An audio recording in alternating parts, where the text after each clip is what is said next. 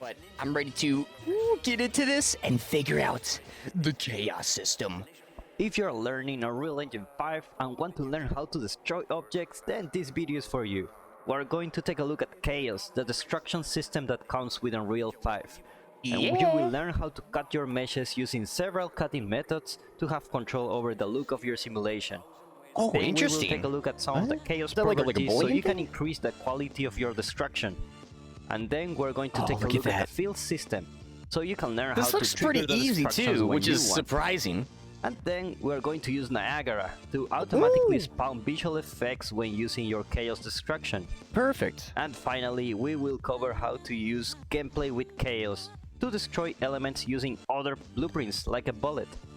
Oh, and by the way, make sure you check our store. We have a lot of cool stuff like a shouts out to learn blueprints, modeling a castle in Unreal Engine, and of course a lot of Unreal Marketplace packages made with a lot of effort. So let's continue. So to start working with the Chaos in Unreal Engine 5, we just need to open the editor, and you will see that I have a new tab here called Just open up the editor? Wait, what? Activate Fracture Editing Mode. You can click on this. Oh. Wait, how do you have the buttons there? That's cool. But I like this though. I mean, that's nice, but this is also okay, so go here. Or click on Shift 5. And here you will see a Shift 5? Okay. A new panel. Oh, that's right. Window. Yeah. In the left, you will have different properties that will enable you to modify and adjust how you want your fracture to look like in your mesh. And in the right, you will have some properties that you can change. Right. For example, I could click on the uniform fracture, and you will have some properties here that are unique to this feature that I can modify this down so we can get some more. Basically, this will be the panel that we will use to fracture our meshes in Unreal Engine 5. So the first thing we need to do is to create also a few more tools here than I would expect. So this is sick. Create a mesh that we can destroy. So let's do that next. Okay. So in order to apply Chaos destruction to our mesh, let's go. First, we need to create a mesh. So let's go to our Create tab, go to Shapes. Really? Okay, so we're doing it through this way. On the cube. Okay. And just drag it into the world. And I can just put it here for now. Okay. Move this.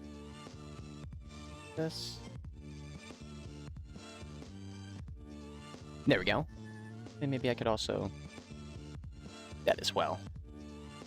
Okay. If I hit play, by default the cube won't do anything. So I need to fracture this. Okay. So to cut this cube, I just need to click on this fracture. And you will see that I have a new tab called Generate Asset. Ooh. Basically, the way Chaos works is that you will have your static mesh asset, and you will have your fracture asset here that can be break into these parts. So this is static mesh, and this is the Chaos asset. By default, this is the static mesh.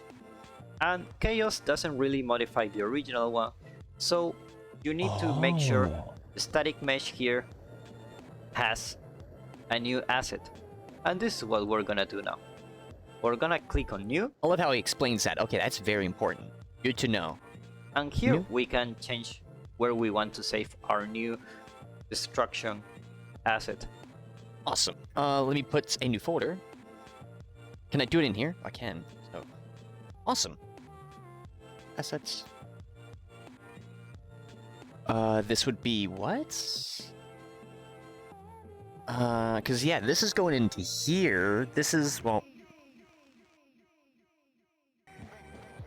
this would be, there's a few, I mean, well, it depends, because I want to kind of keep this universal so I can import it to different projects.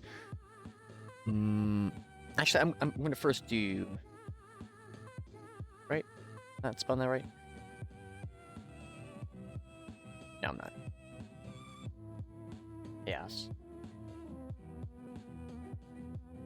Yeah, type chaos. That in there, so I have that all contained into like one thing. Cube geometry, yeah, that's fine. Add internal, so he did all that stuff. Did he do So anything? let's go to our mastering chaos, and let's go to our geometry collections, and Okay. we will call it my new. Oh, actually, yeah, because I do want to rename it. Oh, so this would be geometry collection name? Wait, collection? Cube collection. Something So would I put this like chaos? like that. I'm just Then gonna just I'm just gonna keep click that as here. this. I want to see how what's this. And you will see that I have my look at cube this. here.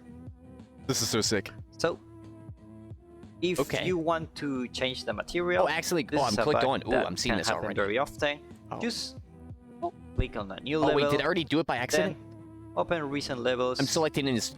And you will see that I have my cluster material. But if I go to my fracture mode, you will see that it's white as usual. So this asset now is Wait. not a static mesh. Wait, what? If I change the material, and you will Okay. see that I have my cube here. So it's not gonna auto change it? So No. Oh. if you want to change the material, this is a bug that can happen very often. Just Oh, it's a bug. click on a new level, then Oh, it's this type of bug. Interesting. So first person maps. Or no, do you have to go into a full new level, or is that just? open recent levels, and you will Oh, no. see that I have my cluster material. Oh, there we go. Uh, Yeah, that's a bug. Yeah, you can just go into the same map. but if I go to my fracture mode, you will see that it's And white does it fix it? as It usual. does. So Also, that's a different material, this though. asset now is not a static mesh. It's a destroyable mesh. So if I Right. hit play, you will see that I have some physics here. Let me move my player a little bit here, What type of physics? just like that. So just hit play, and you will see that my cube falls. Oh, it's just simulate Now- physics?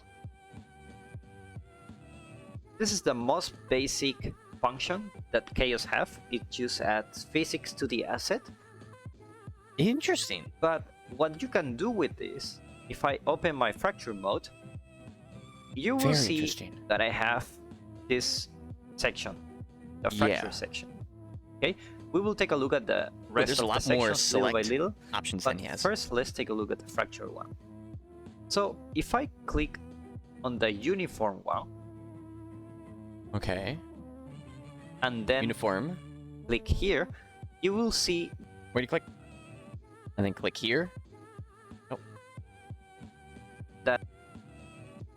and then click here, you will see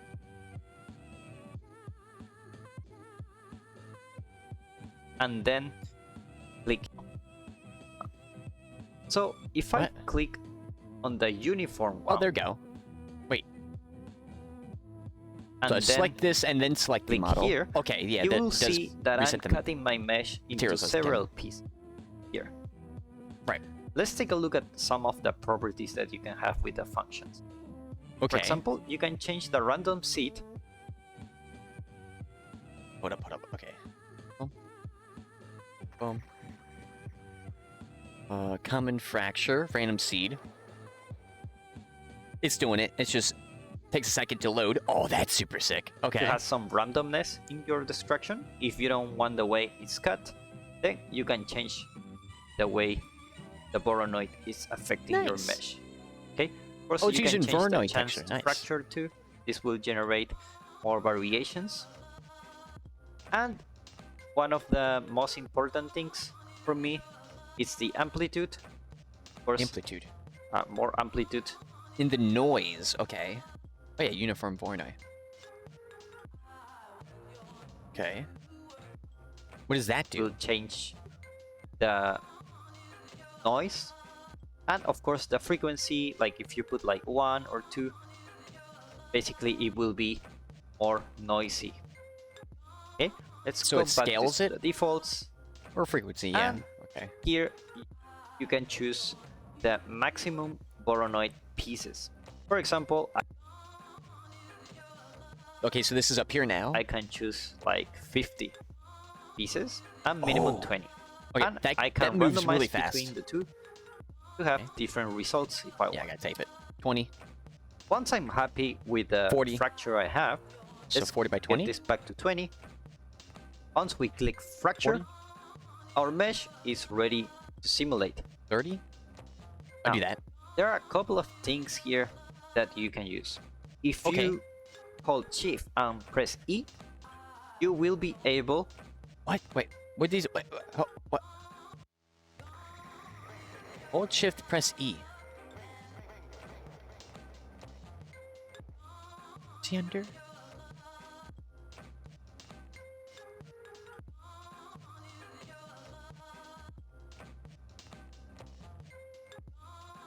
Wait, how did he do that? You hold shift and press E, you will be able. Oh no, view settings. If you hold shift and press E, Hold shift, press E. I see. It was going up. But I'm not seeing it.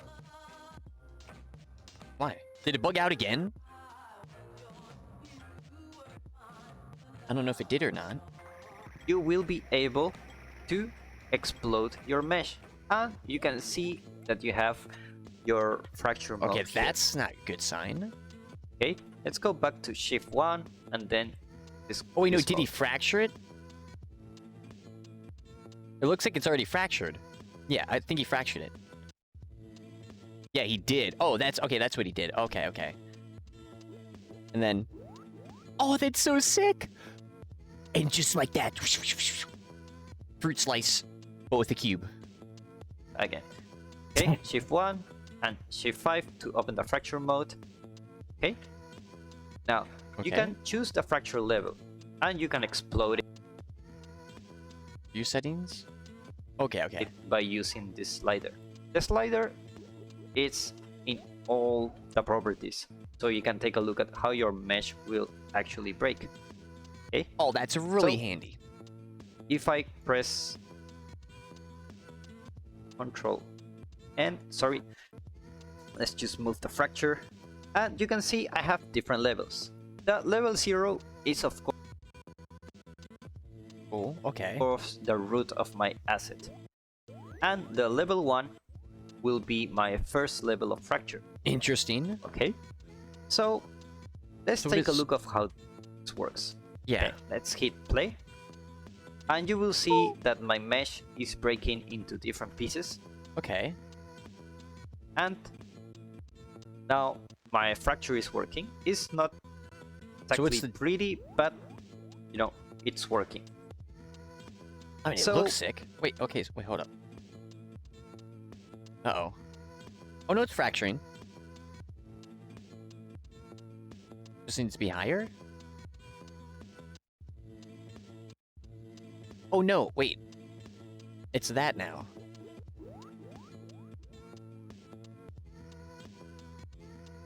What happens if I do all levels? Wait, it's like only one piece is... Oh, no, it is. It's just like taking a hot second to break. They change... Oh no, does the explosion mat... Wait, so if I do this... No, it's like I need...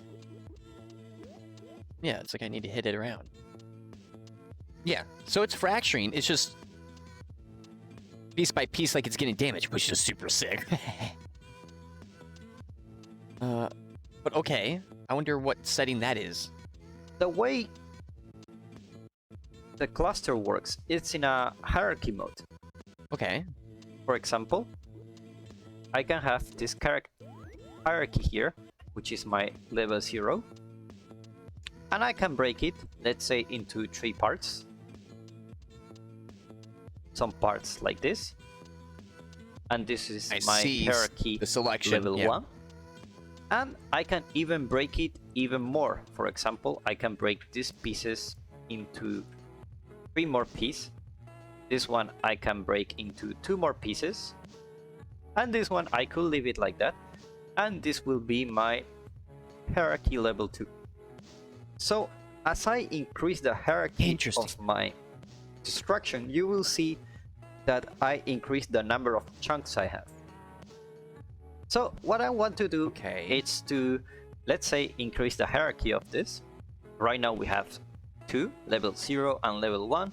Right. What I want to do is to check all levels, and I will check 1, or maybe I can click just this 2 by holding Shift here. I can select these ones. Oh, I see. We will take a look at the selection modes later, but for now let's just pretend we want to cluster this. Well, very simple. Just go to Uniform. Uniform. And once we select, right, we're going to fracture. Again? Okay. All levels. Let's go back here. You can see that as I increase these two, you will see that I can fracture these two pieces. Or let's say I just want to fracture piece 9 and piece 10. Oh. So I will create. Oh, I did. Okay, fracture. I did. I just saw it just and created now a lot I have more. Another hierarchy. My piece 9 has more pieces here, smaller ones, and my piece 10 has more pieces. The rest of them don't really change. So let's take a look. By holding Shift E, you can explode your mesh just like this, and you will see that I now have 2 different levels. If I check level 0, you will see that nothing has changed really. Then I change to level 1. You will see that I have my explode amount here. I have my pieces, and now if I check level 2, you will see that I have these pieces here. Oh, it just showed. Oh, no. Okay, so that's good. It's just showing those pieces that break and not the other. Fracturing. Interesting. It's just, you know, the smaller ones. Right. Okay. So this is how the hierarchy works. And Chance of course, the fracture, you can click 100%. all, and you will have the small pieces. And of course, you can change the fracture level by holding Shift and S or Shift W. Shift W to go up. Oh, that's and nice. You can see that's really nice. Here, when I check all of them, you will see I have some smaller pieces here. But if I change the level 1, you will see that this piece here is intact. But if I check all levels, this piece has been broken in several pieces. So I just need to get mine to break. This is how the hierarchies works. So let's play, and you will see that I have like some gems, smaller mine isn't. pieces in this area. Oh, but there we go. That's a smaller like piece. Here. And the rest ones are very big. So what this means for us is that the quality of our destruction will actually depend on how we cut the mesh. For example, you can have big pieces, you can have some medium pieces, and you can have some really small sick pieces. and super easy. Holy crap. If you are working our games, maybe the smaller pieces may take a lot of memory, and those will be created by Niagara systems to simulate the very small pieces, usually. Wait, what? But it's a good rule to keep in mind that in order to have a nice destruction, you will have a collection of big elements and small elements. And the combination of these two and how you decide to cut them will determine the quality of your destruction at the end. Yo, this is super sick. Now that we know how to fracture our mesh, let's take a look at the most important shortcuts that you will use often when you're doing your fracturing using chaos. So, the most important ones are the fracture level and the explode amount, and the color. The color. Okay, so Wait a minute. if I hold Shift E, you will increase. Wait. Did I just like look right past that? I did. Hold up. How is this mesh? Your destruction at the end. Right. Now that we know how to fracture our mesh, let's take a look at the most important shortcuts that you will use often when you're doing your fracturing using chaos. Okay. So, the most important ones are the fracture level and the explode amount and the color. Right. Okay, so if I hold Shift E, you will increase the fracture, just like this. And if I hold Shift Q, you will be able to Okay, reduce that's the really size. sick. Of course, you can always use the parameters. Yeah, but for me, To be honest, if I remember, this it's would be super very nice. useful to use the That's hotkeys. super. Does that So work with the next one is everything? the fracture level. I hope. If I hold Shift E, That I is so will needed. be able to explode it. And if I hold Shift S, I can go back to the roots, or I And then can Shift W. Oh, move the bro, levels. I can that's also so use sick. Shift W to go in the Oh, opposite bro, this is direction. super, super dope. And the next one is Shift B, Shift B. capital B, like Oh. a big B. So if I Oh, Shift yes. Thank you, click thank you, Shift thank you, B, thank you. you will be able to check the colors, and let's increase the Good. fracture level. Shift B, Now that's you the will correct be able to see the material. pieces Before it was like a into grayish, different clusters. but we didn't change the So with material. the colors, you will be able to identify them a little bit better. But if you don't really want to see them, just How do we damage this thing? hold Shift B, Or lower and you its will be HP. able to see the original material. So if you hit play, don't worry, it will show the original one. This is only for Wait, if it's like this. preview purposes. And of course, Oh, like there we go. if you are exploding the mesh, let me hit play and pause very quickly. Oh, look at that. That's so cool. Wait, what the heck? You- He just like it turned really into a sun. doesn't matter. When you play, the mesh will start intact. Let's see if we can see it here.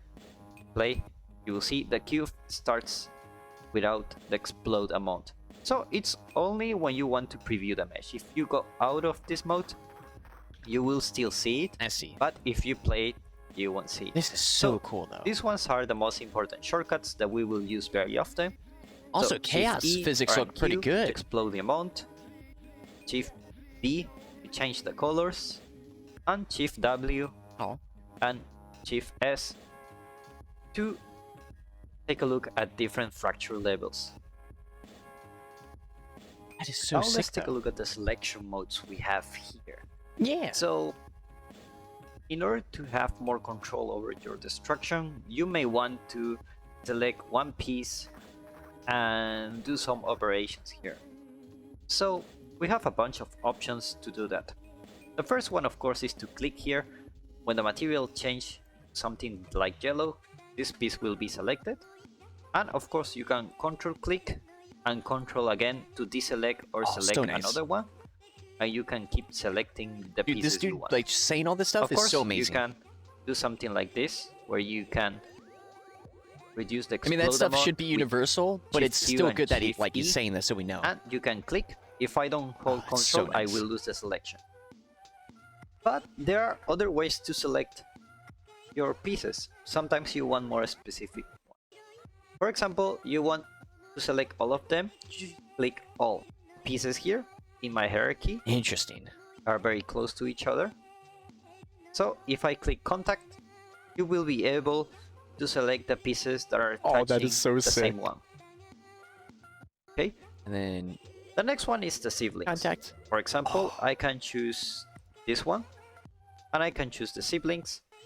And basically, I will choose all the same ones that are in the same hierarchy. Interesting. So the Basically, ones inside. choosing level No. 1 Actually, or no, yeah. level 2. And the same thing with the cluster. I choose this one, and you will see that I'm choosing all the ones that are in the same cluster that have the same parent.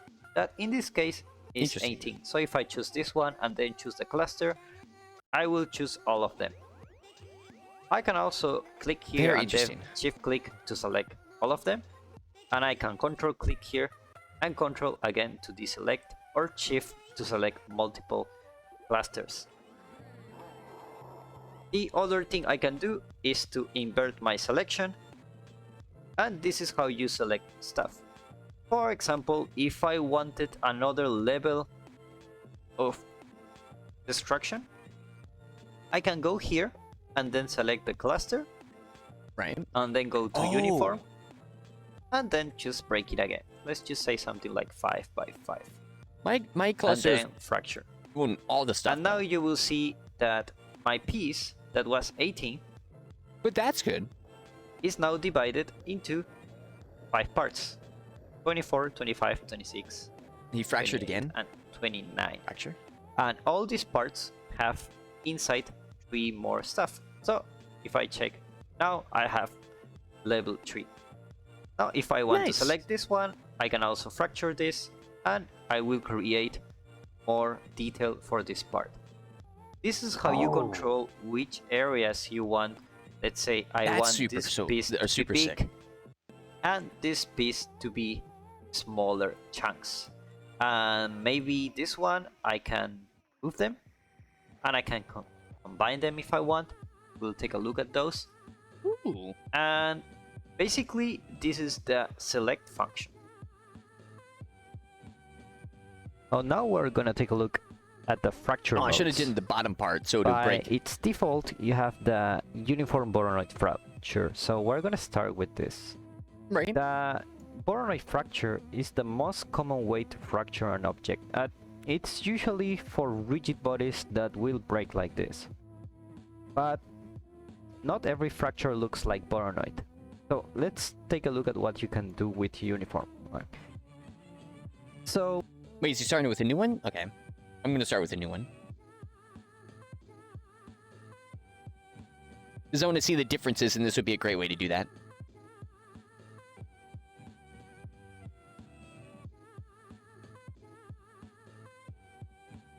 Okay. And the new. Okay. first off, we need to take a look at what we can do. So first we need to click here to visualize the fracture. If you don't click it, you won't see the cuts. So once you do that, you will see I'm glad he re-explained that. Okay, so that's a really big thing. Okay. how the fracture will look like. You can also draw the sides, which is basically like a point for the area for each cluster. And sometimes I like it to keep it to have an idea of where the points are. But I think it's because like center mass. basically you have some options here. Because that's where it's like if it would break, that's like where the center mass is going to be. Here, the grout space is the amount space between pieces. For example, you increase the Out space.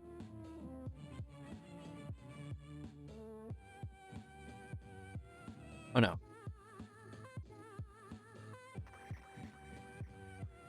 Okay.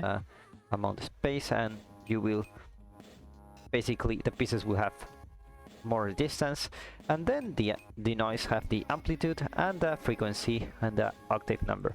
Of course, this one will increase the quality of your Voronoi, and the amplitude will Interesting. check like how big the pieces are, and the frequency will repeat it over and over again. So if I have a very high frequency, maybe I will have like very small pieces. Okay. But usually we're constrained by the uniform Voronoi minimum and maximum. So Okay. in order to see this better, we're gonna put like 50 and 50, and you will see that I have like 50 points that I want to destroy. I see I the can bigger also put points are on the outside, or one. the bigger blocks. And you will see that I only cut my mesh in one piece, which is very dumb. I can cut in two. I mean the minimum two. Let's just not touch the maximum. Then when I put two, you will have two pieces here. Right. And three, and four, and so on.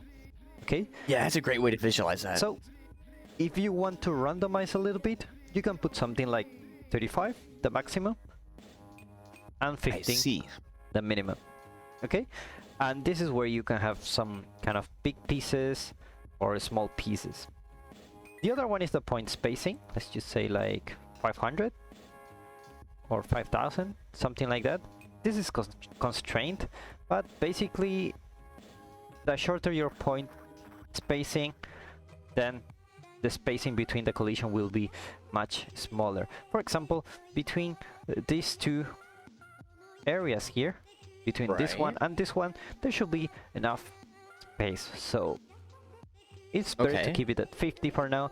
So with all these combinations and also with the random seed, you have enough, you know, variations to play around and create your own Boronoid. So let's take a look at the fracture now. Once you fracture, you will realize that I have my explode amount, right? Yes.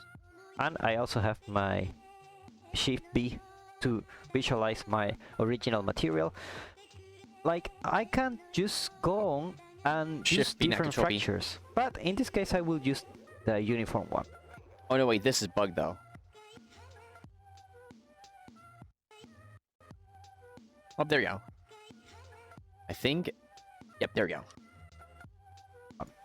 For example, good. I can select this one, and this time I can cut it by 2 if I want, something like this, and I can change this, can change the random seed to have something like this, and then I can do a fracture, and you will see that I have something like this.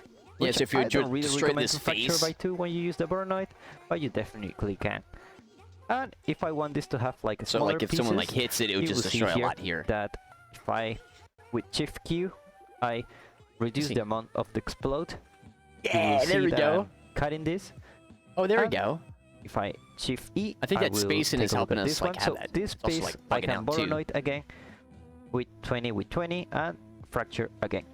And this piece will have its own fracture, and of course the hierarchy will get bigger and bigger. And like if you really want small pieces, let's take a look. You can select this one, for example, and you can fracture again if you want. Yeah, it's like bugging out now. And you can go on. Oh no, which setting did that? I think it was a point spacing. Very small pieces. Up until level 3, I wouldn't recommend going more than level 3 and have very small pieces, because we're going to use Niagara to simulate the small pieces for this one. Interesting. But if you really want it, you can have it. So if I simulate this, you will see that I have like very big chunks here. Okay, and I have like the small pieces here and some medium pieces there. So you can damage them more. Now let's take a look at another node for fracturing. So before doing that, I want to have a clean state, and it will be a good idea to show you the reset button. So if I just click reset, then that's so easy. If I explode the mesh, you won't see any fractured pieces. So the cluster... But I kind of want to have this here though. Uniform, okay. The cluster is very similar to the uniform Boronoid actually. So this is basically grouping the Boronoids. That's why it's called cluster. So if I click here, you will see I just have a different result, right? Much more complex. So I have the same settings, like to play with the amplitude and the frequency, right? And the octave number. Oh, there we go. So it's something like that. And I can just play with those. I can also play with the point spacing. Let me draw my sights. I'm not going to do the point spacing. My point spacing here. There you go. As you can see, as I increase the point spacing, I can move the points a little bit. Oh, what about these? And of course, I have the minimum cluster size and the minimum sites per cluster. So basically, all this makes a lot of small pieces. Like, example, I have 500. The radius of the cluster will be all this. So all the box becomes a cluster. This is the cluster radius. And if I go back to original, then the radius is 0. Interesting. Of course. So if I just want to increase the radius here, I can just put something like 90.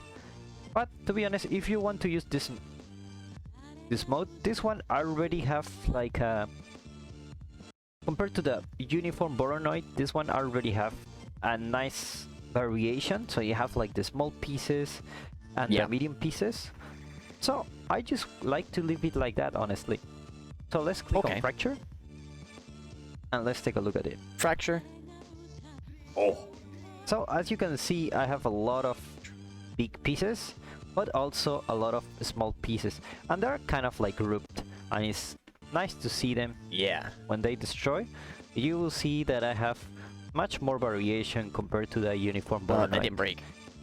The uniform Boronite, of course, like the name implies, is basically a uniform Did it scale. crash? It did just crash. No. Why did it just crash?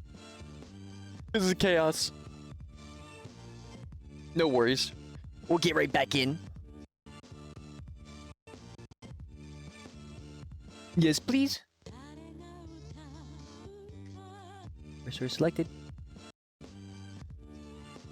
That's okay. Too chaotic. That third one was... There was something wrong with it. I guess we'll use this one. I guess it wants us to reset this one. Okay. Then cluster. Fracture. Okay, now it's actually working. Yes, I don't know what happened last time. Wait, the fracture is a little bit different. But I really want to destroy these, though. Yeah, for the fracture to, or for the cluster, these outer ones. Fracture again.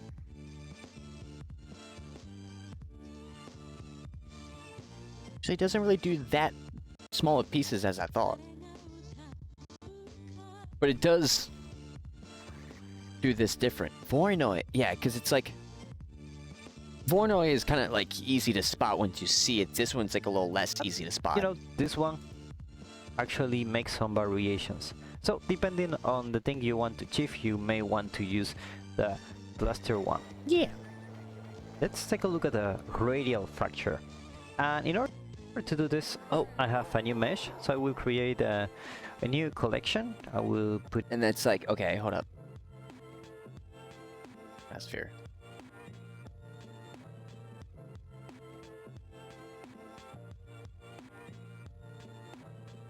Okay. Go over here. Break new. Assets. Chaos.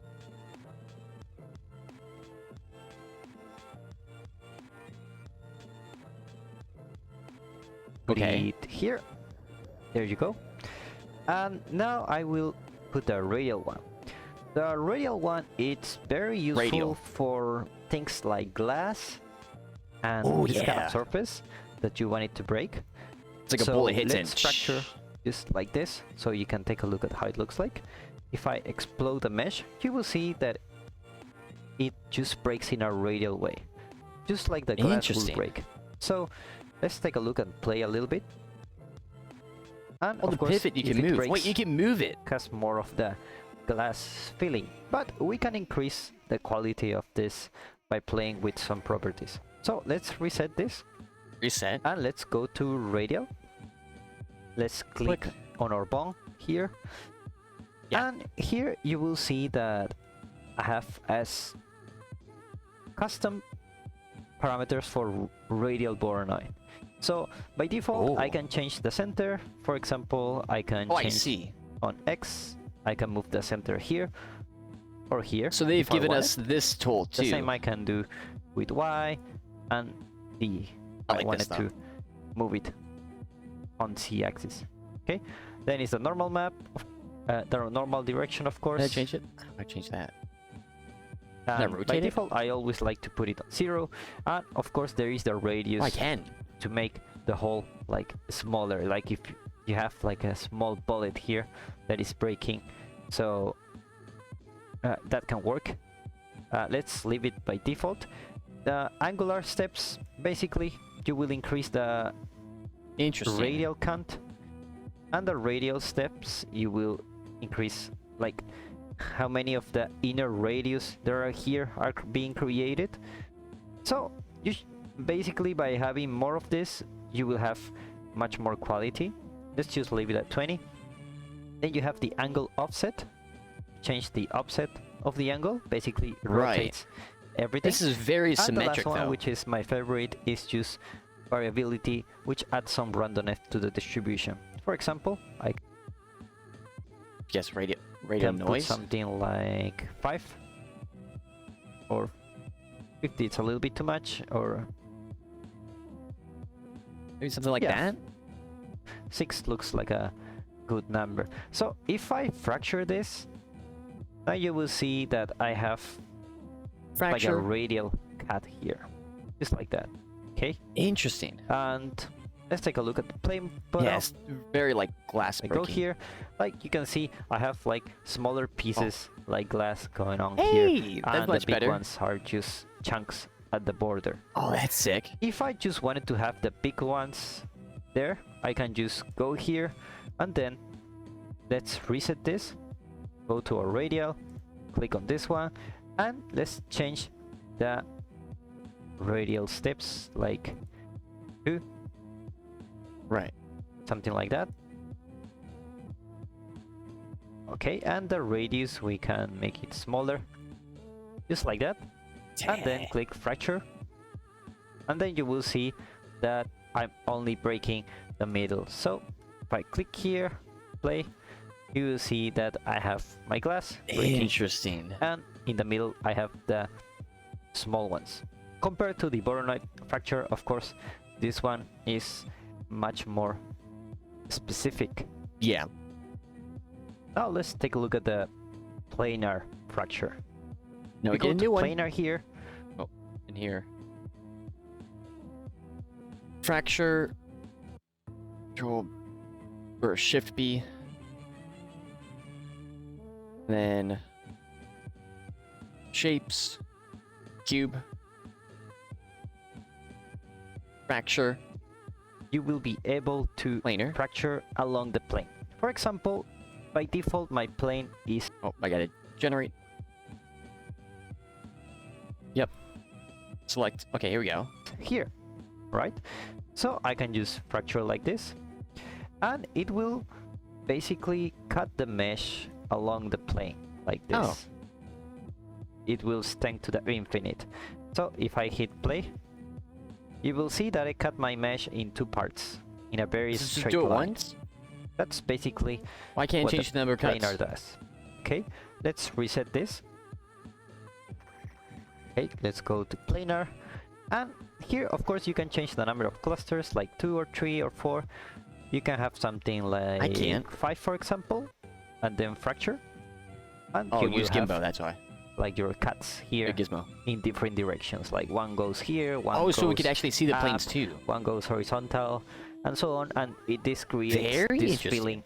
It's like a blade, if you will. So if you play, and then you have like sharp cuts that you can use here.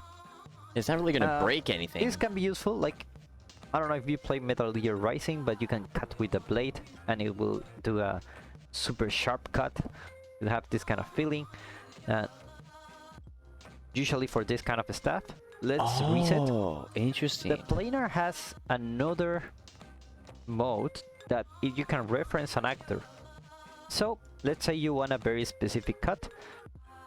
What I will do is to go to my modeling tools, and if you don't have it, go to edit, plugins, go to modeling here and enable them, and you Right. will be able to see the modeling tools. And by the way, we have a complete tutorial on how to make the modeling tools. I'm pretty sure we So learned I that from will him Put too, a link right? in the description so you can The take a tutorial that he's look at talking it about? if you are interested in learning how to model inside We Unreal did check Engine out. 5. So let's continue. Let's The other one. create a rectangle here, I don't remember the name, but I know what we did just though. like that, and hit complete. Okay. And what I want to do is to cut my mesh like in half, just like this. Oh, Or I can cut it into this direction. Notice that the cut doesn't need to go through the whole mesh. I don't need to do something like this to be very obvious. It Oh. will automatically extend it for me. So oh. let's take a look at it. Let's go back to our fracture, go back to here, go to planar, and instead we're gonna use a reference actor. Click here.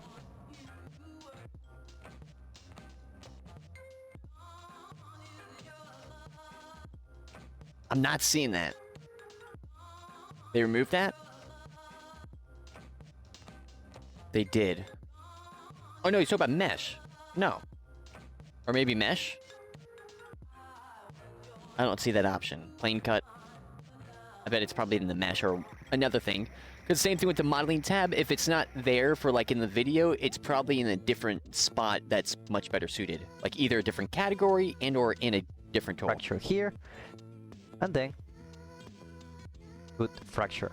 You will So see that we're I not gonna have do my that. rectangle here, which is the name of this mesh, and I create a Not yet, new at line least. for this. Let's create fracture.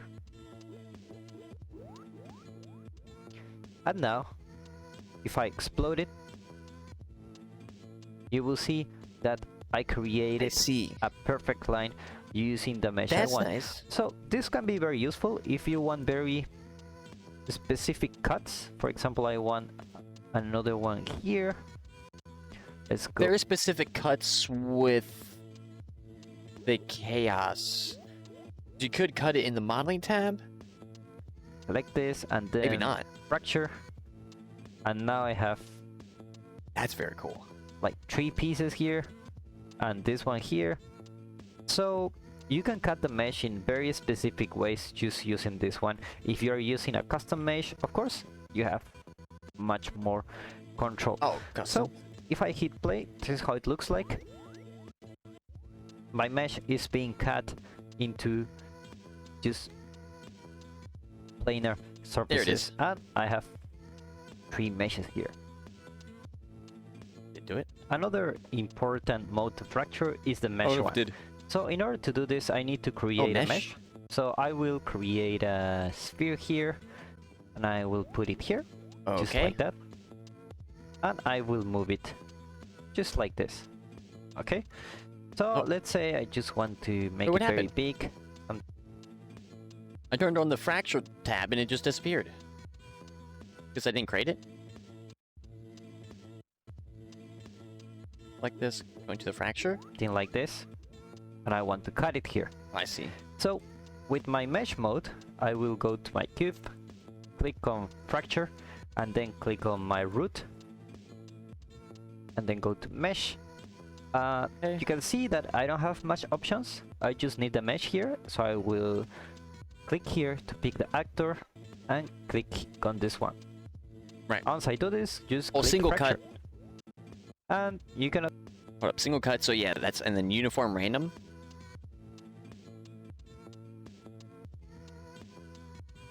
He doesn't have any of these options in the mesh. You see, that's a pretty early thing. So they did merge it, and they give different stuff now. So yeah, something like this. Yeah, they give you see so many more anything because options. this Mesh one tool is is actually moving. done now. it's blocking our like- way. So let's move it. Much more filled. And you can see that I have a custom mesh here. That's okay. That's actually that's pretty baller. I want to see what's going to happen here. It's taking a hot second, so it might crash. But like having the like a flash, and then the planet like moves away like some sick event. Now, when will this be useful? Well, usually for walls or things like that where you want them to break just with certain Oh, here we go. patterns, that can be very Yeah. useful. You can imagine the kinds of situations you could have it. For example, you can have a wall like the player only needs to break through it, or you can have a specific mesh. So what if you want to detail it a little bit? Well, let's take a look at the modeling tools here very fast. Let's go here to modeling tools, and let's increase the Oh, it's let's do a about this. Oh, I see. display, something like this. And you will see that I have more noise here. I will change the I see, subdivisions see. to something And then like it's going to change because it was one. smooth and it's going to be rough now. And with, this will like, increase what's going to be separated from the mesh. the resolution of my mesh. I can of course play This is with so this sick. ones if I want it. But let's just leave it like that for now. We're not really going into details with the modeling tools. So what I can do here is basically put it here. Let's go back to our cube and click reset. And then go to mesh. Pick this one, it's already picked. So let's just click on this one and then click fracture. Wait. And Oh no, it's actually okay. let's move this one a little bit. And now you can Yeah, see I have a that's super very sick. specific cut that I can use so that I have exactly the same silhouette that I'm having here with this one. I'm using the noise of the mesh in order to make my cut. So if I wanted to take a look at how this looks like, I can just play and you will see that it breaks very nicely into very specific parts. Of course, this kind of fracture will have a lot of increase in the polygons, Right. especially in the inside area, but it's very useful to increase the fidelity of the destruction and this kind of thing. For the Boronoid one, it's usually more flat, so if you want more high quality pieces, you can use the mesh actor to do the cuts for you. Okay? Right. Another thing you can do here is select one I of see, those break it. and just play Here we with go. another mode. For example, you can use the uniform fracture. That's so cool. Okay, and you can just go fracture here, and now you will have another level. In level 1 we have the original one, And and then in level 2 That's you so have sick. this one only. So that's This okay. one So is that's uniform throughout. level 2 and It's like through each one of these, level 1, level 2, level 3. You can keep all going. levels, And that's of how course, it will look. Awesome. all of this separated. So let's take a look at what happens when we play. Explode. So this one break, but this one break into several chunks.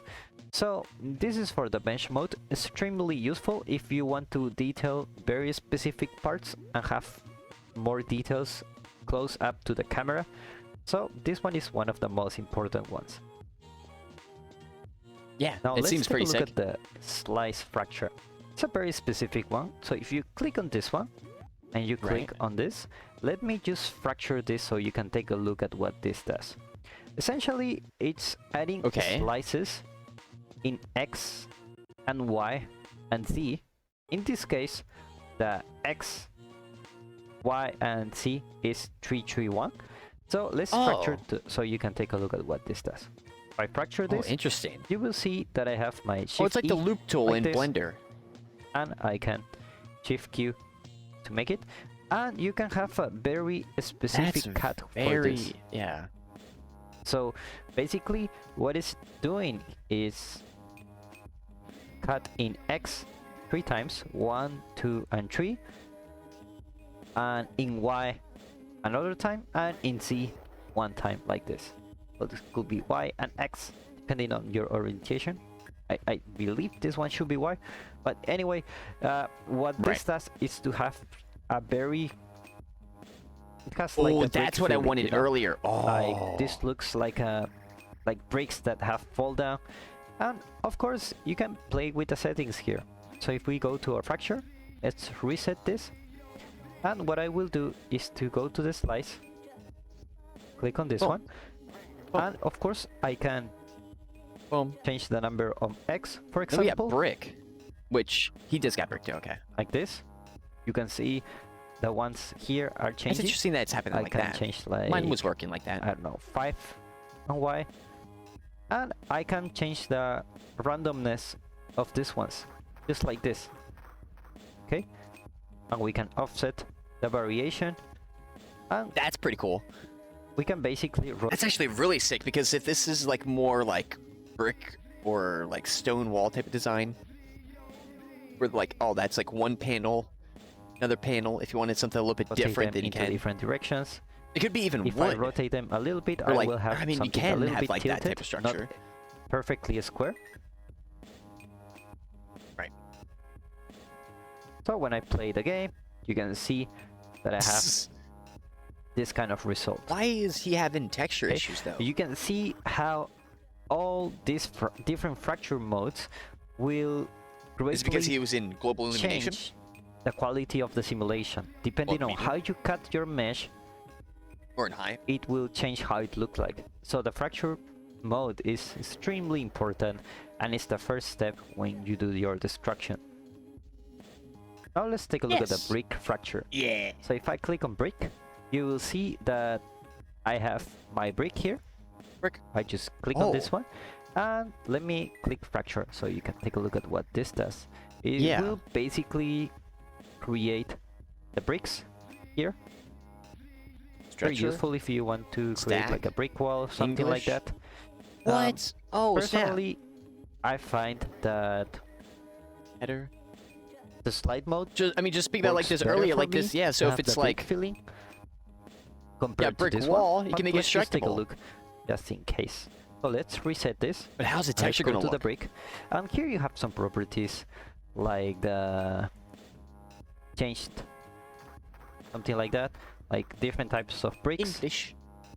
And you can change like the Keep the length of height. the bricks. For example, Wait, does if it I actually make them change? Oh, no. everything smaller, divided by 4, Random seed you will have smaller bricks. doesn't do So nothing. if I fracture this fracture, just like this, let me put the point spacing to 0.1, fracture,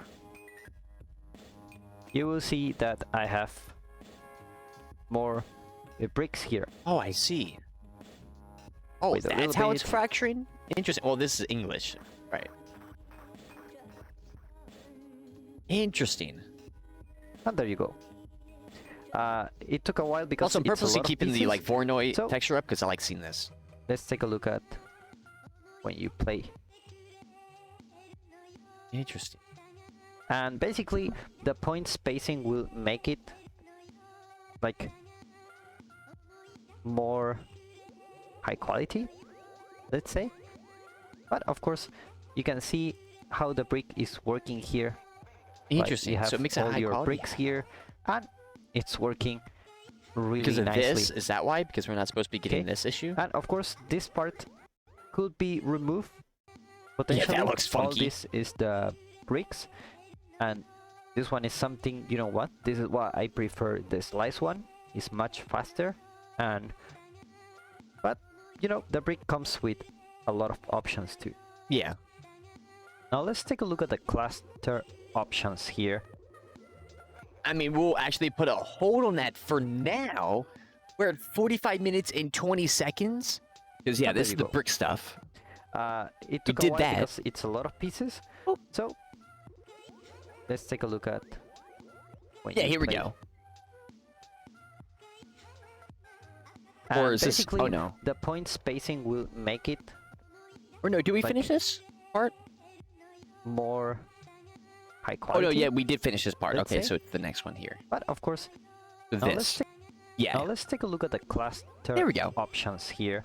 And this one, personally, I just use some of those. So let's take a look at some of these clusters. Okay, first... Okay, so he's using a model like this. I guess I will try to get a model like that on my own. Or my own. From Quixel. I want to do this one. Oh, that's... Oh. Oh, no, which one is this? Oh, low quality, good. Okay. And... Boom, boom. Mega scans. There we go. There we go. Okay. So what are we doing with the cluster? Actually, I got to create a boom. Assets. Chaos. Boom. Then we go to... Oh, wait, no, actually... Wait, where is this?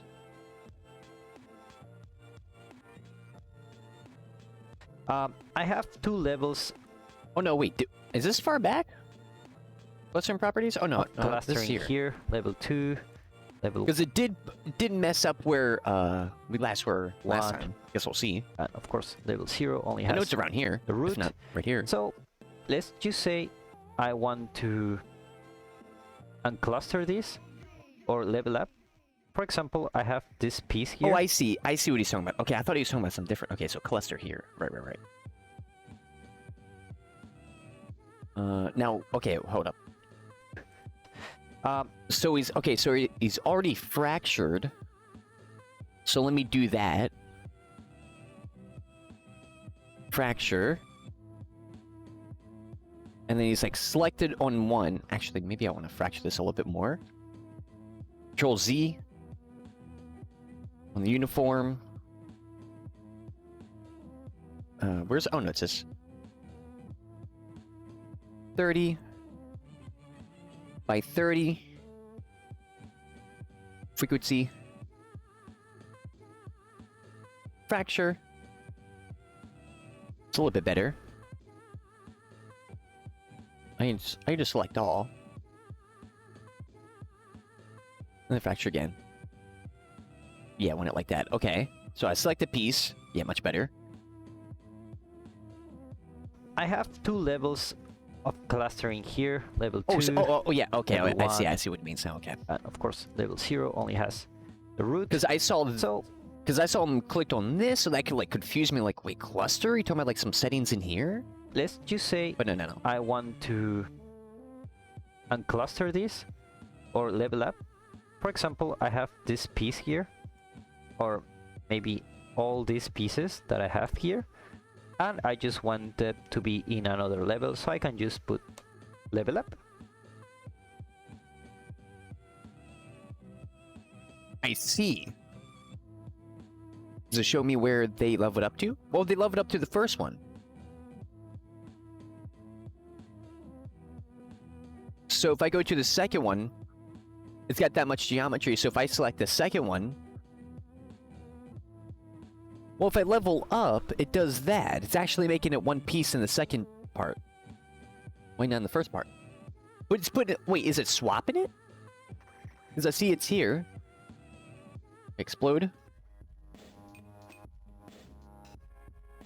Oh, you know why? Because it's already exploded. Oh, interesting. So since it's already here, that means so like this, because that's right, because for like this, it's the same thing, but it's not blue, because that's the root. This is that piece. So it's already done and exploded. Interesting.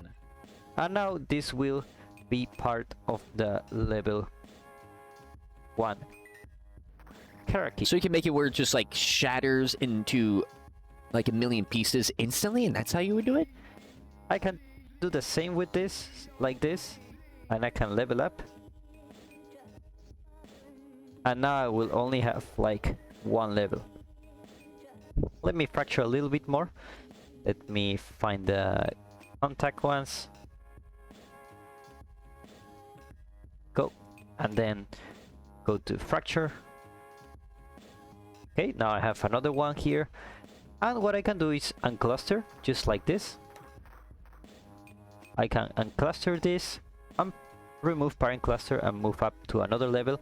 And with this, I remove my original clustering that I had. And now it's in the same level. Why you want to have different levels? Although the pieces are the same, you can see that here is more cluster. It's because sometimes you want certain forces to destroy the big chunks first, but not the smaller ones.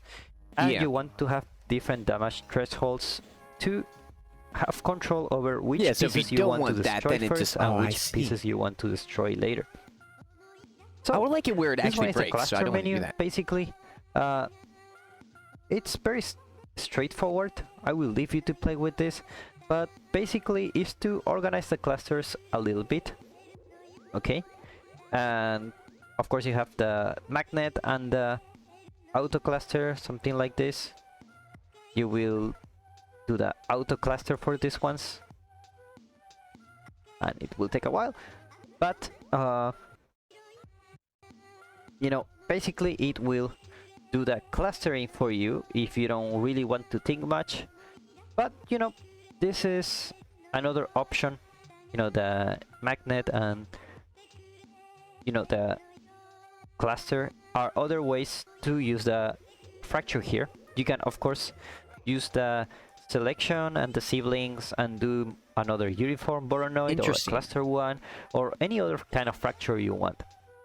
So with this you have a little bit. I wonder how many times you actually use that though. So just wanted to touch. I mean, when you win stuff that like shatter on the first like level of damage. So now that we took a look at the basics or first amount, so it's like if it takes 10 to destroy it, it all just shatters immediately when it's 10. So it's nice. for like certain things, but for a lot of things, I would love the little pieces. But that's good to know. So like, that's where we would go to do that. Okay. How we can fracture our mesh. Let's take a look at other stuff to make our mesh simulate better. Oh, look, there's no icons here, but we got icons. Ooh. Now, all of this is to define how you would like to cut your mesh, which is very important. But there are other options you can do to make your simulation look better. What do you mean by that? To start, I will cut this mesh using the uniform Voronoi. By my default settings, I will just click I've already fracture. done that. Okay. Actually, I can reset. Here, let me do... Reset. Oh, yo, that's actually...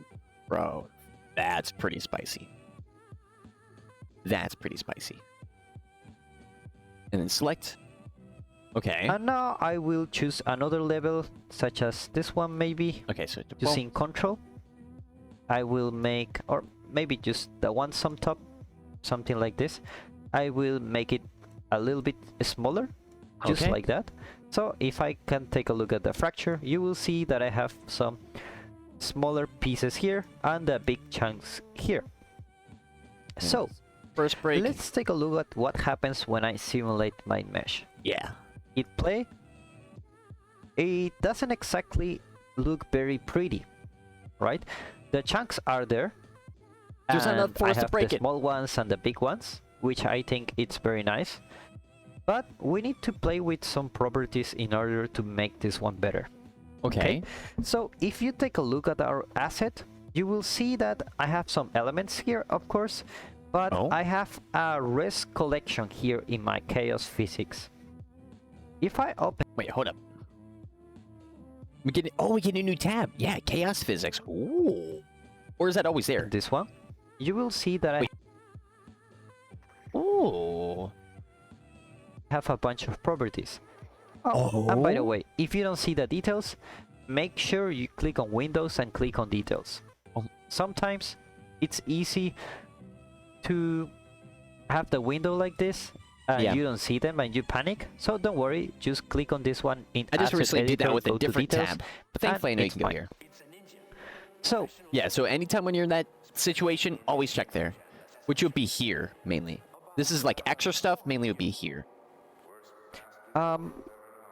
Basically, this one has the options that applies the physics simulation, how you want your pieces to behave. Oh. Okay. I see. So 2500, interesting. the collision type can either be... Collision type?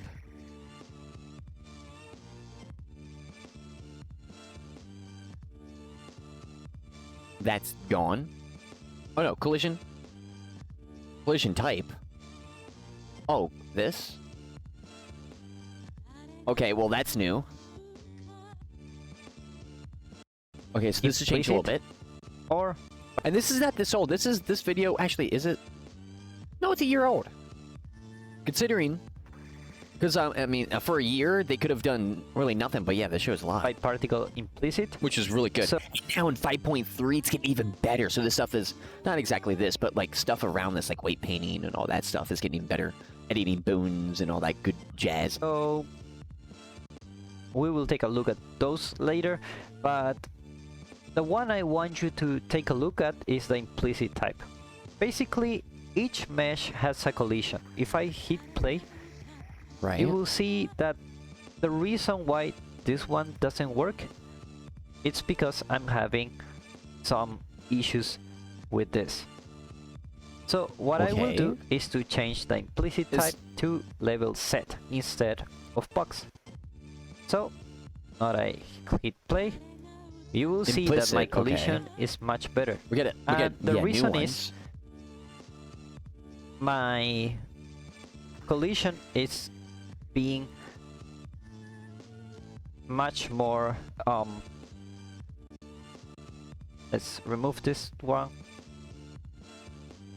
My collision now has much more accurate results. It's basically having an envelope for these ones, and of course you so you okay, have so that seems automatic results. now.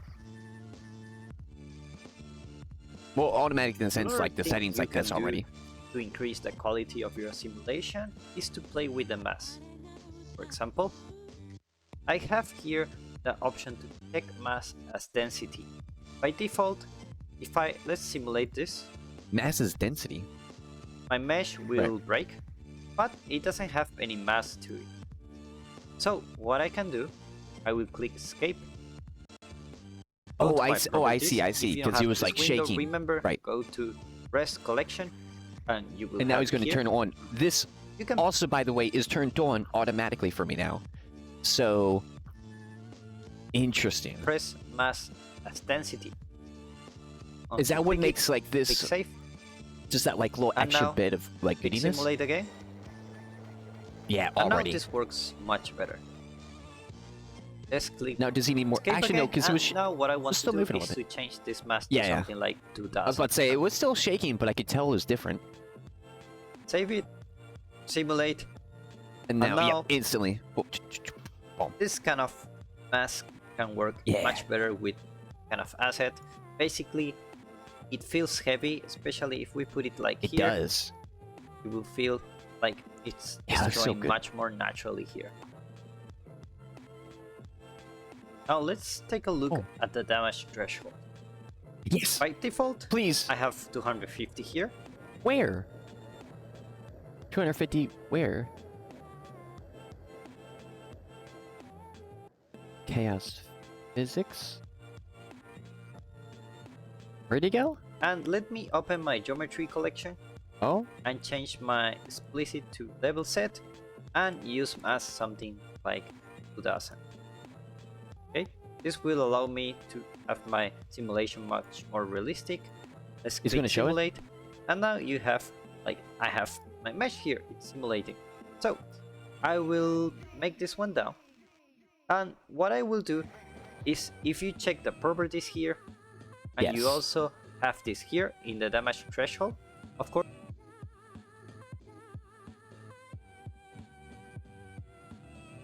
I mean, I guess so. These properties will change per instant. Wait, where it keeps? Okay, so above collisions, removal? No, damage. Oh, I see. It's just damage. Duh. Oh, there we go. No wonder. Look at this crap. That's for index 0. So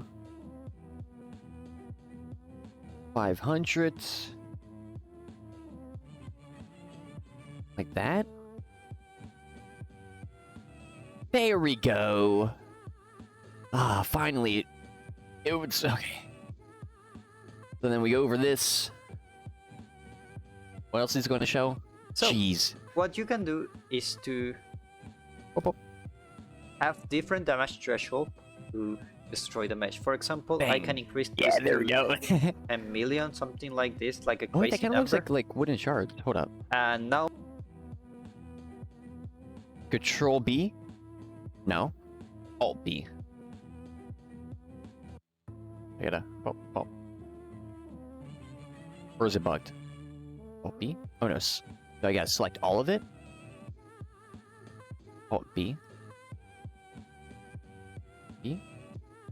Alt B? No? Shift B? Was it Shift B? Oh, it was Shift B. Okay.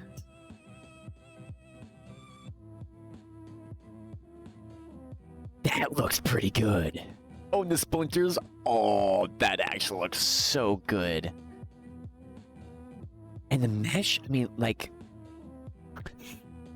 with it being cut, like, it's using a good part of the mesh texture. Like, that doesn't, like, I'm not really seeing anything that blares out like, oh, that's mesh besides, like, that piece. Maybe that piece. That still is pretty good. It's just like, oh, weird lighting. Oh, that is so good. And you can also still see your selected piece. That's also really sick. my mesh won't destroy. Oh, no, that's that. Never mind. So That's different. I'm like, depending wait. on how much force I have, I will have some But that's, okay, that's so awesome. So the So, walls and first everything, is oh, this like helps so much. 250. And if I Oh, wait, want but this to, is the whole wall. let's say, I want not to only do destroy the this first one, let's layer. put a crazy number again. Oh, so this is where you would create different meshes with different thresholds then. Yeah. Maybe even different meshes Something for like each this. one. And now we have only like big pieces here. And if you don't want to destroy this one, maybe something like this. So basically what you're doing is increasing the resistance that your mesh has. And of course, if you go higher, go something like this, right? Depending on the velocity this one has, it will have different damage threshold. So yeah, for this type of stuff, it's this just is better awesome to play with the settings, have something like this, and put something like 250 and 150, and if you hit play, see that have your instructions simulating. Of course, you can remove this. You don't really need to apply those. For example, I can delete this, click or here, delete and delete, and I will only have the damage threshold for the first one. And you can see it appears to be lighter, and the reason is I'm not really checking any other the levels. brick, I don't know if I'm going to use the brick.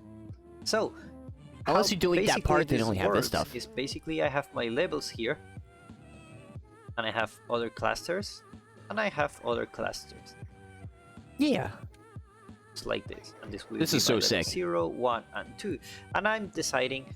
So the minimum strength to break this one is 250. Right.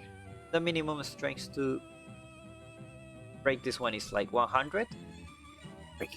Or if I want like the small ones, I can just put like this, because you need like a lot of strength to remove the small ones. I can try to do that just like this. I can apply some of those like this, and I can just put something crazy. That's so Let's sick. just hit play, and basically you will have different results. And for this kind of stuff, it's just And that's better so to easy play too with for it. that. Okay. For example, here I'm not breaking the level 1. Basically, different damage threshold will give you different results, so it's better to play with those. Interesting. Of course, you can play with the damage threshold here. Like, for example, you can add them here. Oh, what? Can you? Oh, you can. Do they change here? No. Or you can have like 100. So I guess this 50 overrides it if small you ones. change it here. Then maybe this one is like 25,000. Okay, and for me, I will Interesting. just use the default value, and I can use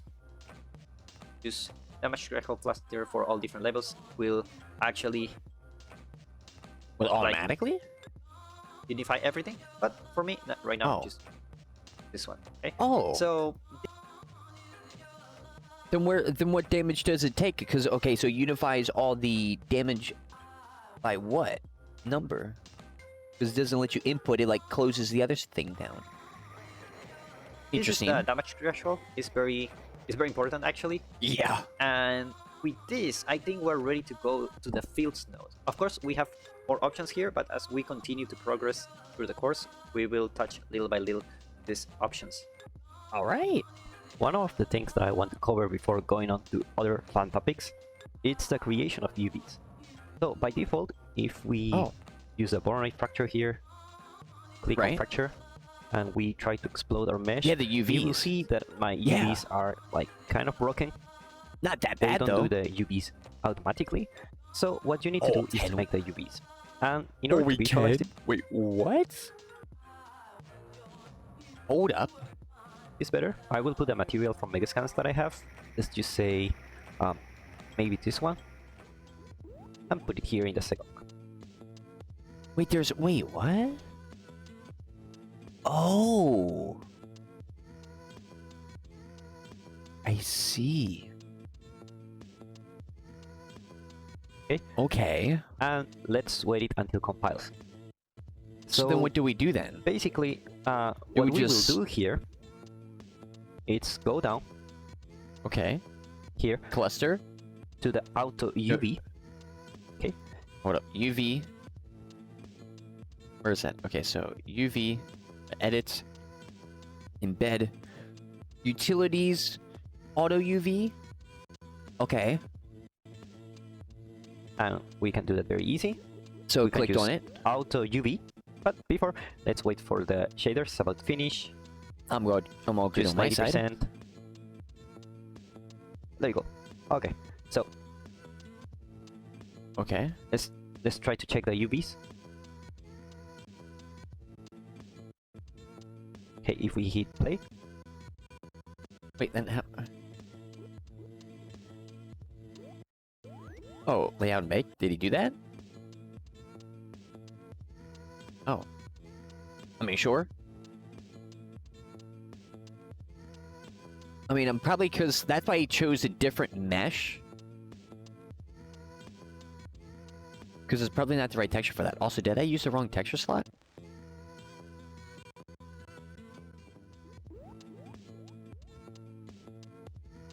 No.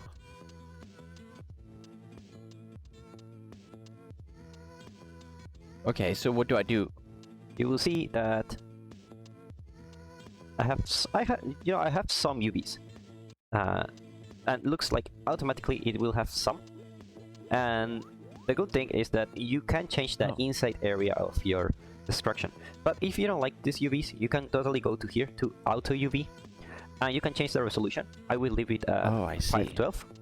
Okay, and then the auto UV. Oh. Save it here in its folder. Okay. Oh, I see. And then here you have your UV texture that you will use. And let's take a look at the explode amount. Okay. So now this one. Yeah, so that would be better to have. I mean, it will work for now. What's the texture? Low quality. Add.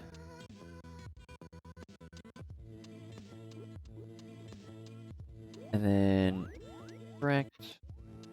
Oh no, wait, I could have just selected it. That's alright. There we go. Oh, that looks not that bad. This we just got to Italian offset. I don't think we need offset. Okay, so then 4 maybe? That's better. That's much better. Okay. Has the UVs aligned. Oh, that's so sick. For each face. Oh, that's awesome. And now when you break it, of course, it's nice to see the inside. That's so nice. It also does UVs in every detail. Bro, that's pretty nice. All right. So that's it for the UVs. Remember, you can make them.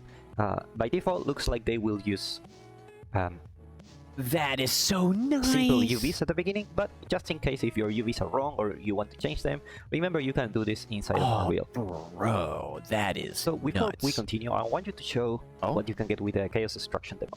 Unfortunately, it's been updated a lot, and I haven't been able to. Oh, you haven't actually downloaded this. But what is inside here?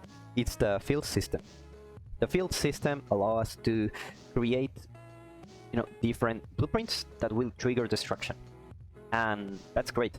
So if you cannot open this, and a lot of people have trouble compiling the Chaos demo and has a lot of issues, I will just show you an alternative. You can just go to the project here, go to the content, and just copy the blueprints and materials, and then just paste them in your project. All right.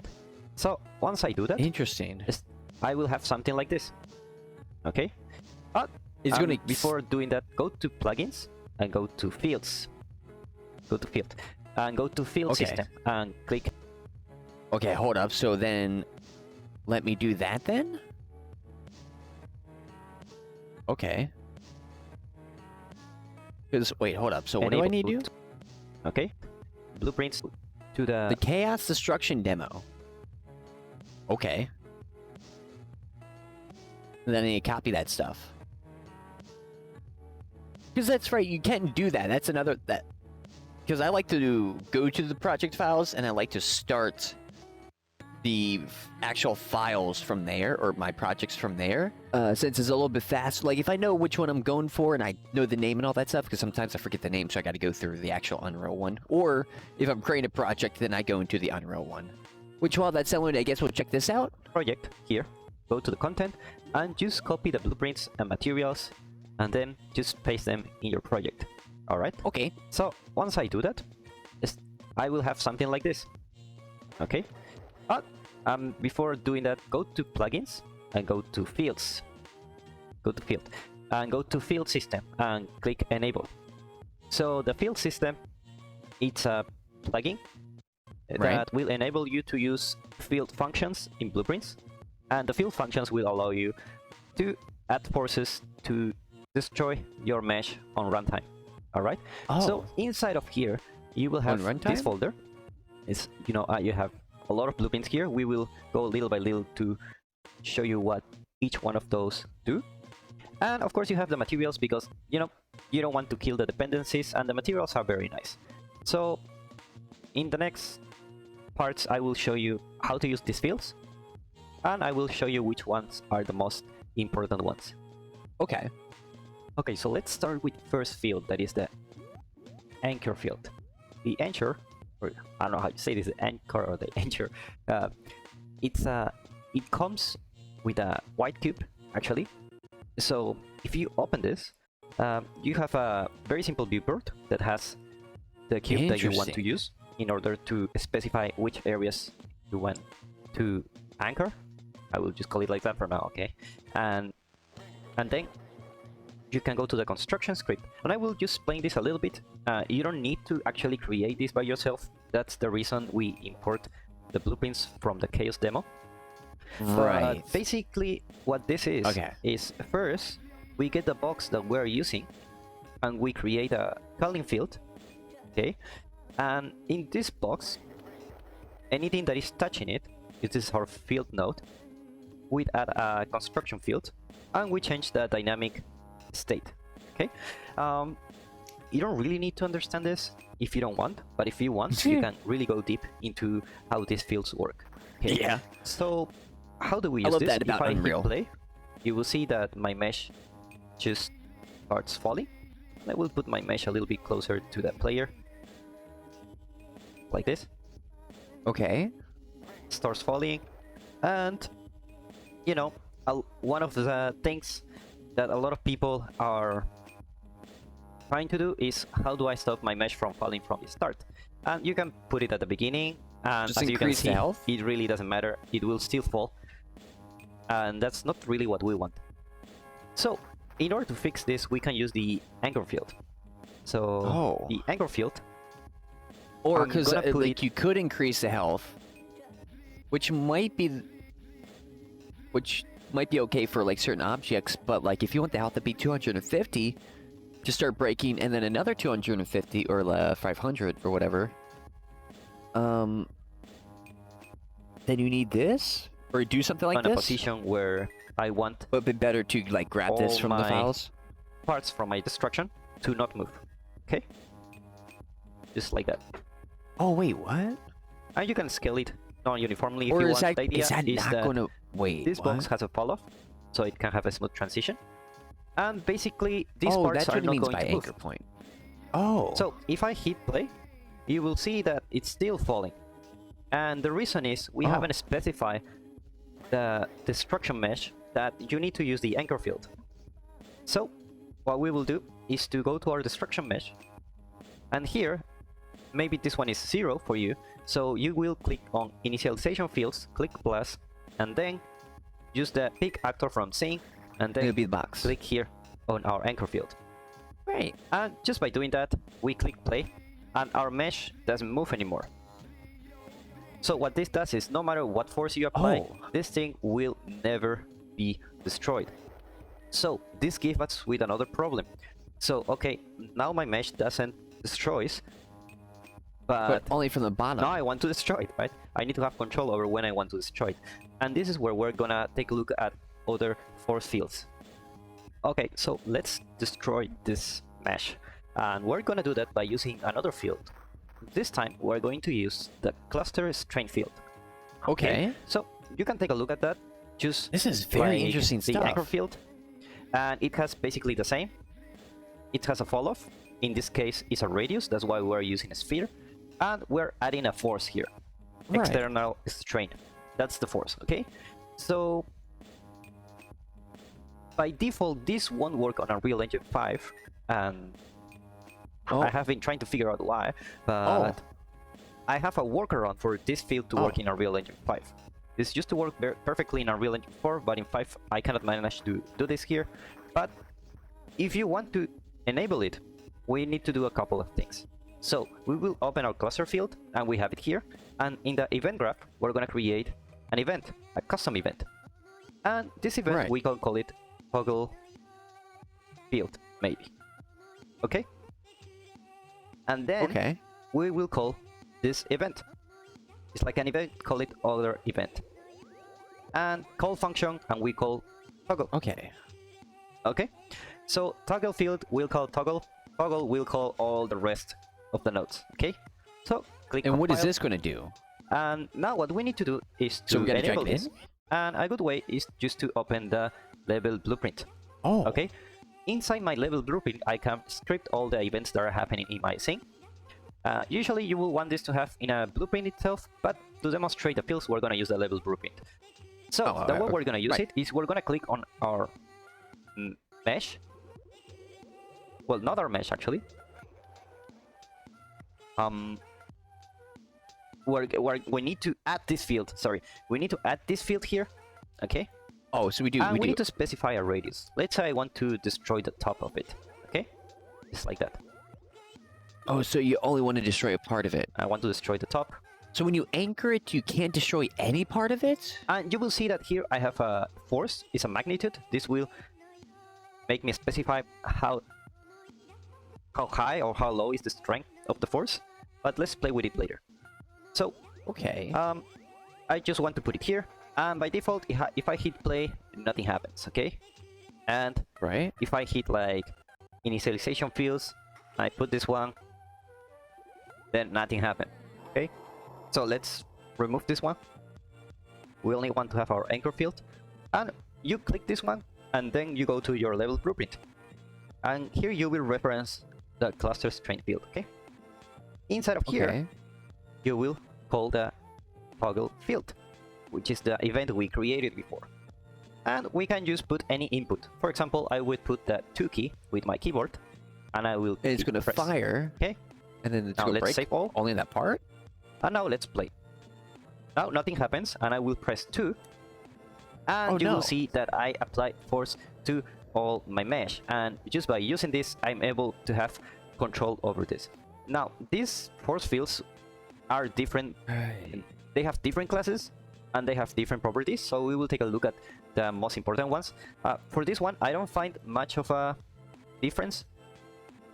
For example, with the magnitude here, if I have a damage threshold of 250, and let's say I put 230, and I hit play, I won't be able to destroy it because my damage threshold is a minimum of 250. But if I put something like 260, use only that, and hit play, and press again, I will be able to destroy my mesh. Now, this kind of force is basically very uniform. So I will apply the same magnitude, but I don't have control over what is the strength I want to destroy my mesh. This is why we're going to take a look at other fields. But this is the way you can destroy fields by using your keyboard or any other input.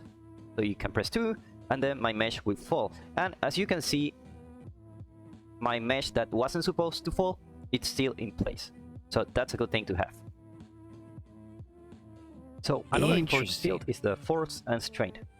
Compared to only the strength field. That's very interesting. So for a weapon then, how would that work? Well,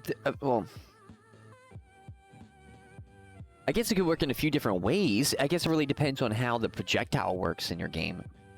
But if it's like first person, the ball, couldn't we just place that on the ball? And we've done a few things so far in following this tutorial, which is 2 hours long, 1 hour and 50 minutes.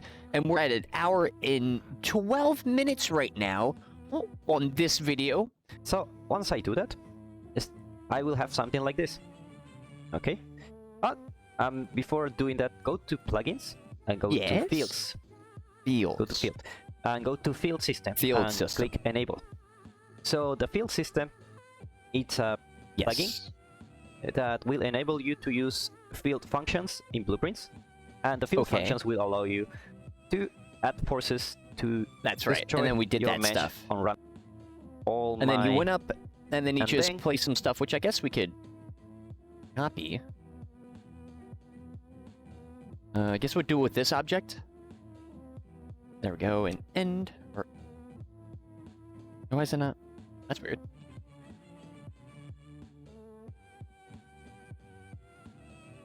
Okay, whatever. Let's do it like that.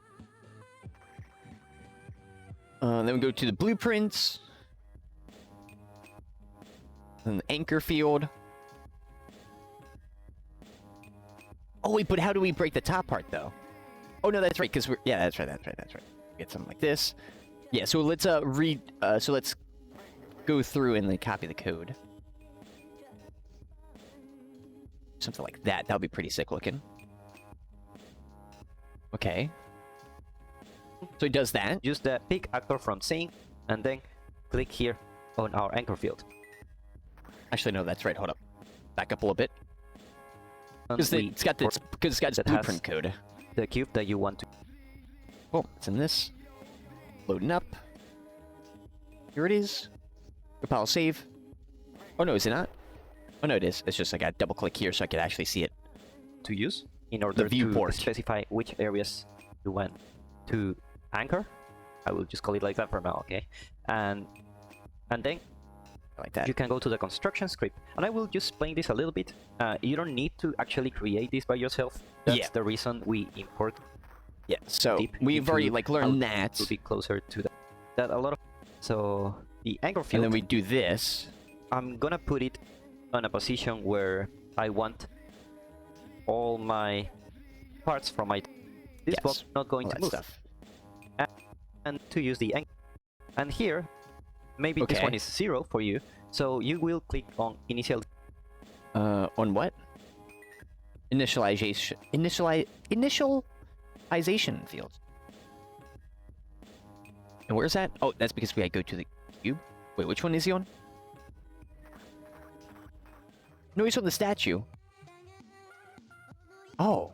Oh, on the statue? It's... Oh. Interesting. Yeah, initialization fields. Interesting. Initialization fields, click plus. So it's not actually on and the then boxes on here. Use the pick actor from scene, and Oh, then that's click here right. on our anchor field. And just by doing that, we click play, and our mesh doesn't move anymore. So what Right. this does is, no matter what force you apply, this thing will never be destroyed. Right. Then we go Using another field. to Using here. but I have a Should open workaround this up. for this field to do a couple of things. So we will open our cluster field, and we have it Cluster here. field. And in the event graph, we're gonna create an event, a custom event. Custom event. And this event, we can call it toggle field, maybe. Okay? Toggle fields. And then we will call this event. It's like an event, call it other event. And oh, call toggle. function, and we call toggle. Okay? Oh. So toggle field will call toggle. Toggle will call all the rest of the nodes. Okay? So click compile. And now what we need to do is to enable this. And a good way is just to open the level blueprint. Okay? Inside my level Okay. blueprint, I can script all the events that are happening in my scene. Okay. Usually you will want this to have in a blueprint itself, but to demonstrate Oh. the fields, we're gonna use the level blueprint. So the way we're gonna use it is Interesting. we're gonna click on our Makes sense though. mesh. Well, not our So mesh we're in our actually. blueprint map. We need to add this field. Sorry, we need to add this field here. Okay, Yes. and we need to specify a radius. Let's say I want to destroy the top of it. Okay, just like that. Yes. I want to destroy the And top. places it. Okay. And you will see that here I have a force, it's a magnitude. This will make me specify how Oh, how much damage? high or how low is the strength of the force. But let's play Right. with it later. So, I just want to put it here. And by default, if I hit play, nothing happens. And this okay? is the one that we put double-sided materials if I on. hit Or like not double-sided, but we when you break and it has that material, we put an extra material so it looks better. initialization fields, I put this one. Oh, that's right. We gotta do this one too. Well, very interesting. Then nothing happened. Okay, so let's remove Okay, this now one. we got to do the blueprint code. We only want to have our anchor field. And Remember you now? click this one, and then you go to your level blueprint. And here you will reference Oh, I see. Okay, okay. the cluster strain field, okay? Wait, how do you do that? Oh, because we had to select it. Oh, Inside of okay. here, you will call the toggle field, which is the event we created before. And we can just put Toggle any fields? input. For example, I would put the 2 key with my keyboard, and I will keep press. Okay? Now let's save all. And now let's play. On Now press. nothing happens, and I will press 2. And you will see that I applied force to all my mesh. And just by using this, I'm able to have Control-Shift-S? control over this. Now, this... Wait, what's happening here? Message node?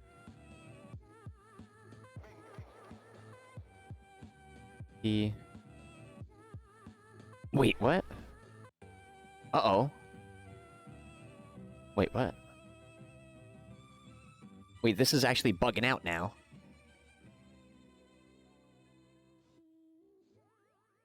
Right? It's a ninja, professional soldier, specializing in espionage. Don't know if that's working. About Or is it because... Oh, no. Is it... I think it's because it's getting hit it's a common misunderstanding. by the other objects. Ninja were all evil, but Yeah. And then if I press 2... There it goes. Oh, no, it works. Okay, it still works. And the base is all good. Yeah. So it actually didn't go fully to, like, slice. It, like, breaks it. Does it break it always like that? Also, it's going through its own mesh, which is not ideal. Does it happen on his? force fields I mean, we got it are working. different. They have different classes, and they have different properties, so we will take a look at the most important ones. For this one, I don't find much of a difference. Oh, I wonder if I accidentally didn't import the right thing. Or, no, he only had blueprints materials. So something else is For missing. example, with the magnitude here, if I have a damage threshold of 250, and let's say I put 230, and I hit play, Right. I won't be able to destroy it, because my damage threshold is a minimum of 250. But if I put something like 260, use only that, Yeah. and hit play, and press again, I will be able to destroy my mesh. Now, this kind No, okay, so is it because... Wait, did we do that collision thing? Or is this, like, what's breaking it? What is this? No, this is like a button press.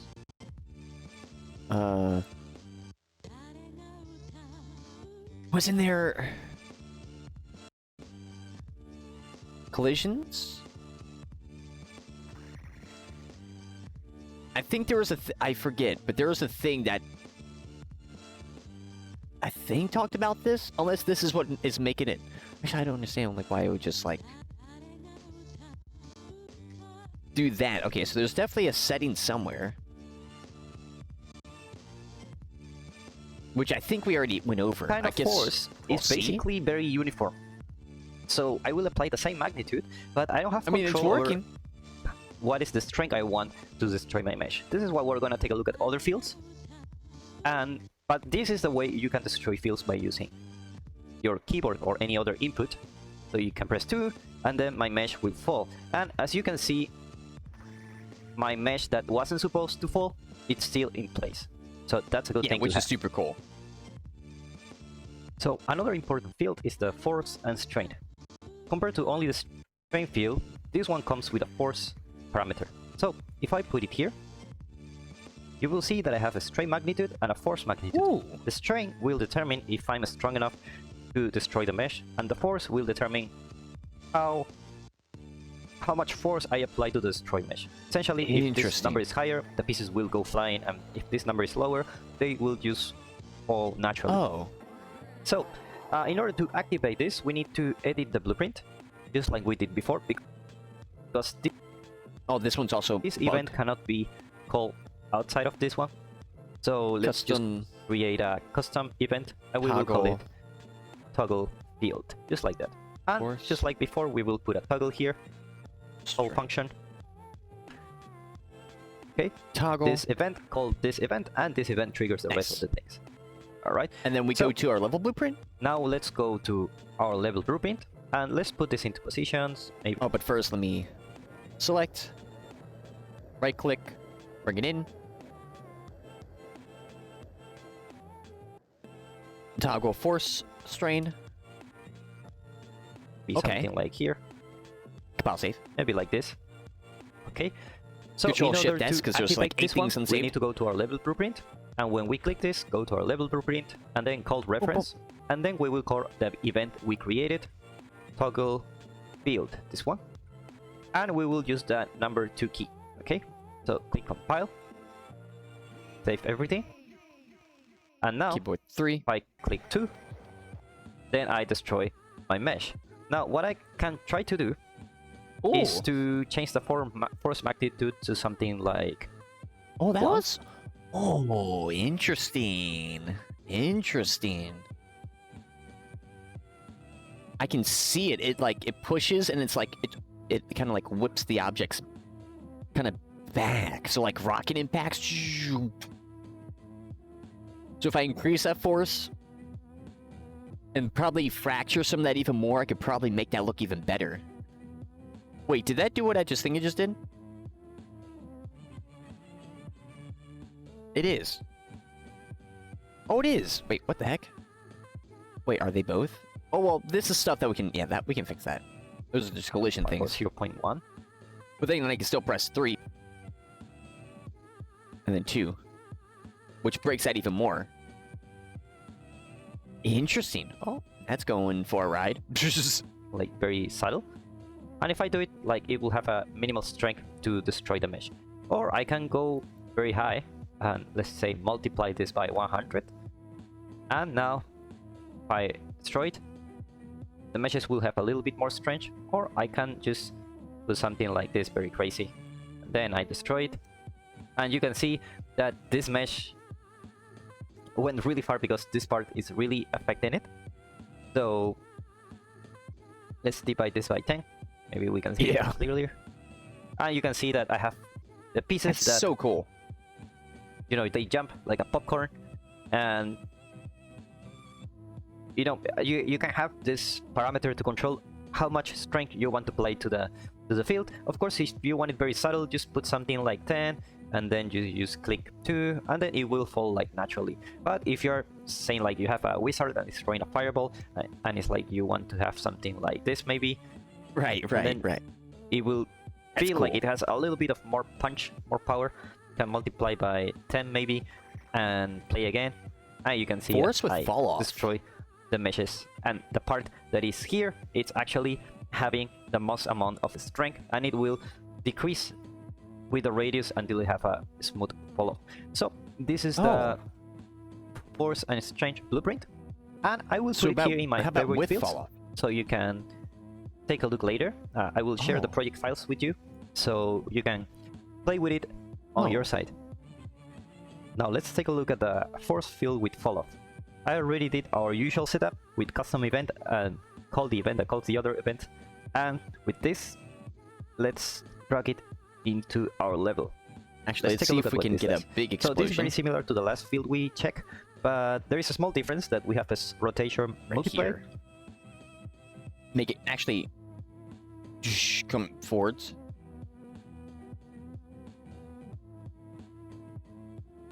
Oh, okay. Rotation. And what it does is basically adds angular rotation to your mesh. So let's apply it first to see what it does.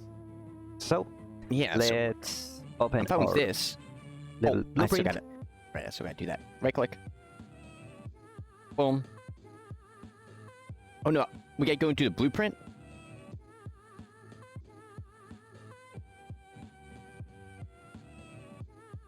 Okay. Custom. Toggle. Force field. Fall off. Toggle. Toggle. And then keyboard 4. Nice. Okay. And let's call a reference from this, and then toggle, and then call that toggle field. Then when I press 2, it will. Oh no, we need to move the second one. The second one is. Oh, so interesting. So I guess it does that collision stuff, so it can. What? I pressed 4 and it did that. Wait, interesting. Put something. I hit play, and notice that when I apply the force, it's like it's okay. It just falls. But now I can play with the rotation. For example, I can put like 15,000 or something like this, so it can be very evident. And now when I play, you will see that the meshes rotate faster. They have an angular rotation. That this means is that when I apply the force, the meshes start with a velocity, and the rotation values will also change very rapidly. For example, like this. You can see they rotate a lot, as compared to this one, where I can play with it. They don't really rotate that much. Okay, so of course you can play with the force, something like. You can put something like this. Not and really then seeing that. Something like this too, and then you will have some crazy results too. If you play with the values a little bit higher, just like this. I feel like it's stuttering more when I do that. That when I play, I will take a look at this one. Take a look at the top. If I explode it, the mesh that is applying the force here, the force is applying the most amount of strength to this piece. This piece is I think I saw it. flying, Okay, but I also see it. rotating compared to the last one wasn't rotating. Okay, so this is my force field with follow. Let's put it into our favorite collection. We have to take a look at the anchor one, the force and strength, and the force field with follow. Now let's. Very interesting. Okay. This here. Take a look at the noise field. To be honest, it's fairly similar to the other fields we have covered already, but maybe it What works does this showing do? off. So, let's drag it into the map and let's try to put it like here, something like this. Okay. So once you have this, you have the strength magnitude similar to the other force field. The force magnitude, which is the strength of how the pieces will. And noise. Wait. You know, it will determine how the pieces will fly. If it's a lot of strength, they will go really, really far. And then you have the noise scale, which doesn't really affect much, and the rotation magnitude. So it's very similar to the last one we saw. So for this one, I already create my custom event, just like this. Custom event. Oh, that's right.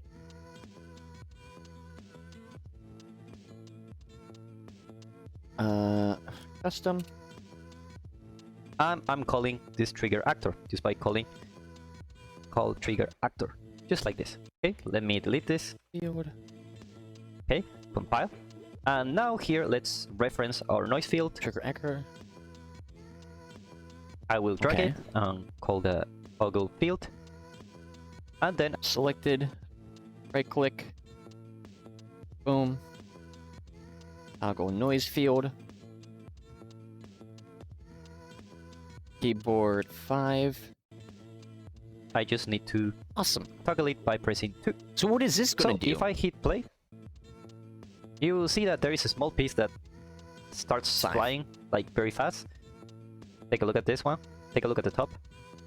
So yeah, I see. Yeah, these pieces. I have some small pieces here, right in this. I don't have too chaos many actor, small pieces. But what I can do is to change the force to something like 10, something like this, and everything will fall kind of in the same place. That's one thing. And the other thing is that you can change the rotation, there we something go. like maybe something. I see. So that's. Oh, but it didn't fully do it. Wait, it didn't fully do it that time though. 5. Yeah, it didn't do. Wait, it did that one time. Oh, there we go. I guess it's interesting. So it's just falling different each time, but I do see the. Wait, does the noise change? Like very high, so that pieces rotate a lot. You can have like a popcorn feeling. That's very nice actually. If you're having a stylized game or something, that definitely can help you. Or I definitely got to figure out the collision stuff. or the other way around, you don't want this to rotate. This will just fall I don't think there is in a thing. place. Typically, this kind of result will help you with realistic surfaces that are very heavy. So keep this in mind things in real life that are very heavy don't rotate that much. Oh, wait, is it because... No, it creates its own. Yeah. Why am I having... I don't know. But that would work if the collision When stuff they is... destroy. Okay. And of course, the strain magnitude is very self-explanatory. If we put something like 10, nothing will happen because here in our asset, our minimal damage threshold is 250. Let me delete this one. And of course, if I have a strain value of 10, nothing will happen. So for the noise field, we can put anything higher than 250, and this will work. Oh. So this is basically the noise field. You can try to play with a noise scale, like Interesting. put something like 15. Really, it's just very subtle details, so you won't be able to notice them as much. It's just little clicks you want to do. Okay? Yeah. So this is the noise field. So the last one I want to show you is the random force. Let's Random force. Okay, random force. Yo, this is so interesting because I would never like think of these things, but like, yeah, you would want similar stuff like this to do things like that in game. Very interesting. go to drag it into the world.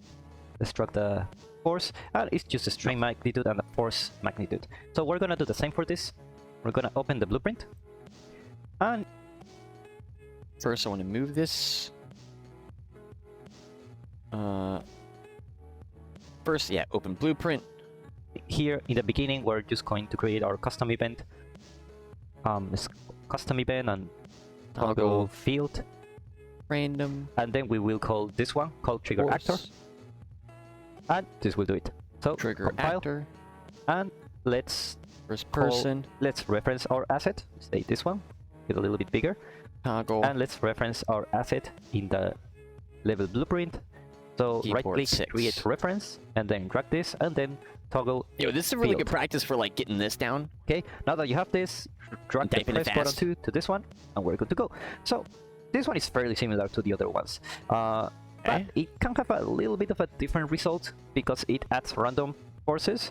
So by default, Actually, if yeah, I let me- hit play and press 2, looks very similar to the other ones. So the strain magnitude is the same we saw. Ooh. If we put like 240, then nothing will fall. Oh, that's Let's what I put wanted. it again Okay. here. Force Interesting. magnitude, we can then try press 6 something again. like 1 Oh, or 0.1, that was cool. and everything will fall like on its own a car. Like And that's why it's because it's random only force. by That's why it's like gravity doing the is same affecting thing it, each not much by time. force. But if we put Oh, that something looks like really 1 million, maybe not enough, but let's see. Let's put like multiply by 100. Remember that 6 this again. mesh has 2,000 kilograms. I just so- spammed it so many different times and it wouldn't go down until like the last basically one. it will apply forces randomly in every direction, That is so cool. and Oh, so it was you know, it's missing the just another direction. option you have for Oh. the force fields. So just keep that in mind. I will put this on my collection Interesting. here for my favorite fields. I like this And one. with this, we cover all the force fields, the ones that destroy our meshes, and the anchor field, the ones that allows Weapon our mesh impact? to just not activate Force at the field? beginning. So Leaf field?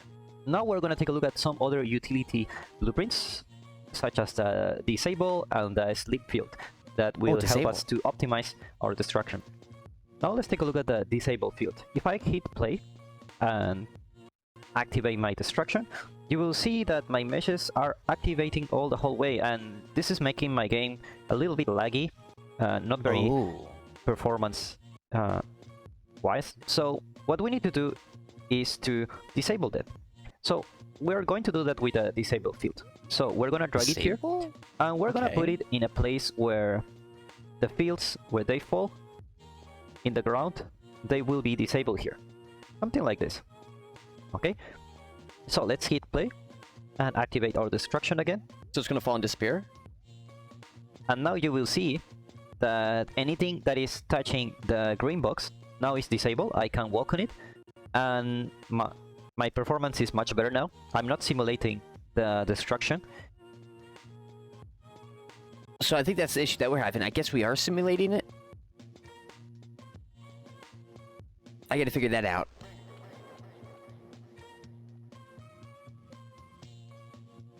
Interesting. Okay. So here, let me... Oh. And then do it. So I can't go in them. Is it working? I feel the FPS better. It's still making me walk on them, but it does feel smoother.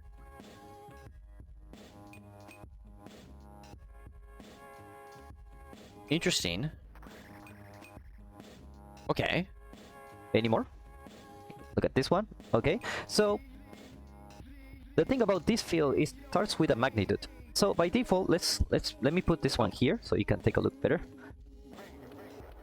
Basically, anything that is very fast, it will be on the field. So let me simulate this again here. Ah. Basically, they touch the ground and they stop. But And now that's it not allows very us... pretty. Okay, so it actually allows us to go over the objects. If enabled, the field would be caused by all the chaos solvers.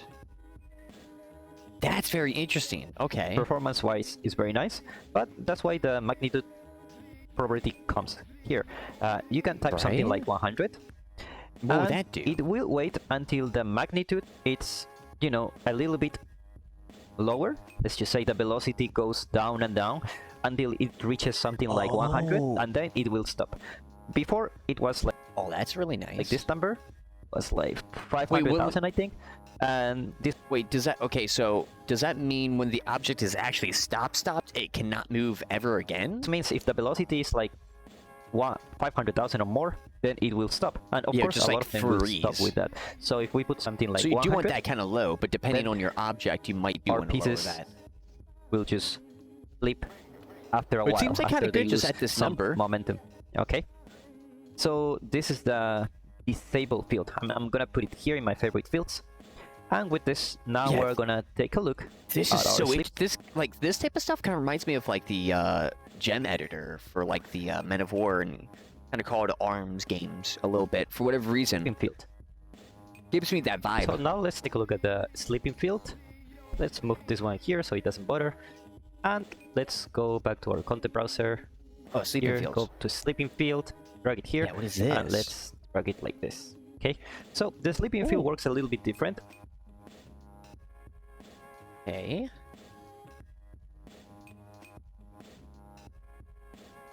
I think it could have just replaced actor or duplicated copy, replace actor with this actor. Usually no, because it Doesn't would have really stop the simulation not stretched. completely. It just like pauses. It's like they're sleeping. So if I click 2, so some of them will become like they are not really activating anything. So let's change like 15,000, 50,000. Okay. Right? So some of them are activating a little bit. So let's move this one up so it can be a little bit more obvious. I see that this one is, Maybe like but this, this okay? one isn't. Okay. Okay. So what's the now you see difference? that these ones are still the simulation is in process. Right. But they are like, you know, like the name implies, they are sleeping. So if you want to activate a game, like maybe you can do it. I don't find any way you can for now, but this is not the same as the Yeah, disabled sleeping. field. The disabled field, Sleeping. I wonder if you can by doing it via sleeping rigid bodies. Because there used to be an issue with like some physics stuff for like these objects, but that got changed. But I don't know though. But yeah, okay, so I would prefer that one so I could do you just remove this one from the scene? Like destroy actor, then it can move again? just Or really disable? disables them very easily, like this. Okay, and of course you need to drag it up like this. Okay. Yeah, so it can settle. And now this one, the collision doesn't work. So basically, that's the interesting. main difference between the sleeping field and the disabled field. Good to know. And let's put this one in my favorite ones. So if you do want it to permanently stop, then you can have that. Personally, I like the disable more. But now we're ready to do some other stuff such as Niagara and the gameplay components. So let's take a look at what we can do with it. So we're going to start adding Niagara to our Chaos Destruction. So what we need to do is just to make sure you go to Plugins, type Chaos, and here you have Chaos Niagara. By default, it's enabled in Unreal Engine 5, but just in case if you don't have it, make sure you have this enabled and restart the editor. Okay, so what the heck I is have that the one? started content here. You can add it by add feature content pack, and then started. Add feature content pack, starter content. Okay. Click on starter content. So the starter content will come with a bunch of features, assets we can use. In my case, I want to use the particle systems. However, okay, boom. The particle systems don't really work with Chaos because now we use Niagara. So make sure you activate the plugin Niagara, cascade to. I'm pretty sure we have that set up. Because wouldn't it not actually allow us to use it? Oh, cascade. Niagara converter. Okay. Oh. Never mind. Okay. Oh, the fluids. Okay. This will make sure you can convert the existing particle systems into Niagara systems. So I can choose any one of those. That's really nice. Really, really nice. Okay. For me, I'm just going to choose right-click and convert to Niagara system. Uh-oh. Oh, yeah. Yeah. Restart it. And it will take a while to convert. And there you go. That's we will so call cool. this my This is so awesome that we have this tool. Explosion Niagara system.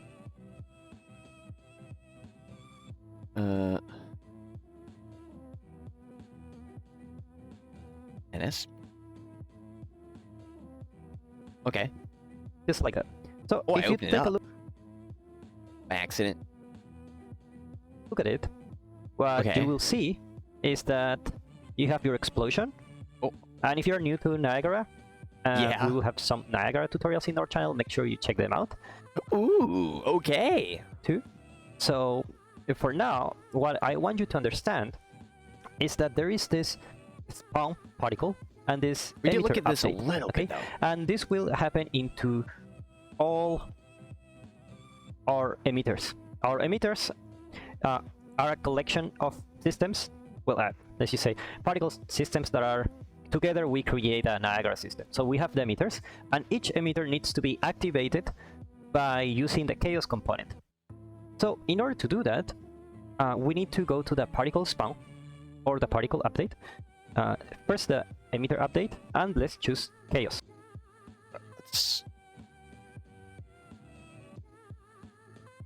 So, and then choose. Wait, what? Oh no, particle update. Oh. And you will choose. Or a spawn. Wait, am I not seeing that? Spawn. No, it's not showing it. It is a bit different. Oh. We might not be able to do this. First the emitter update, and let's choose chaos. Well, we can, but we got to figure it out.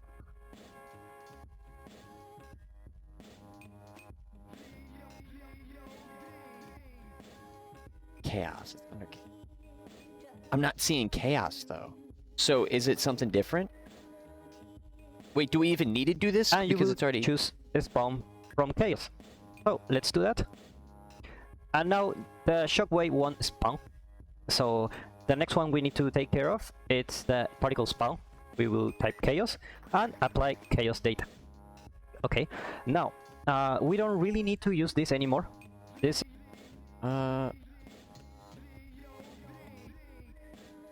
Yeah, so they changed this a good bit then.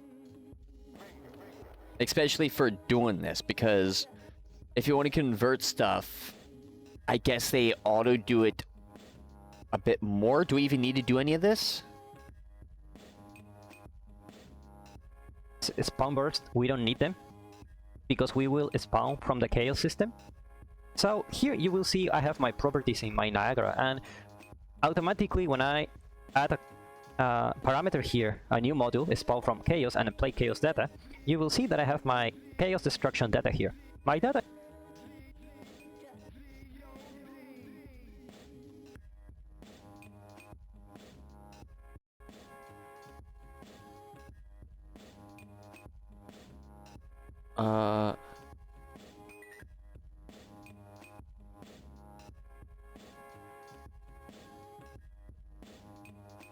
Is this also changed too?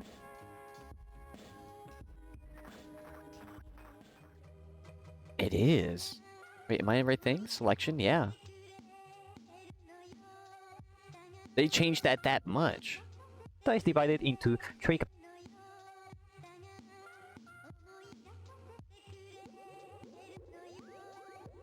What is that doing though? categories. Collision data, which is when my destruction collides with anything. Breaking data is when it breaks. And trailing data is the one that leaves when the object is falling down and leave a trail. So for me, I just want to leave this as it is. I don't really need to change anything of this. Okay, so what I can do here is to do the same for the rest of the emitters.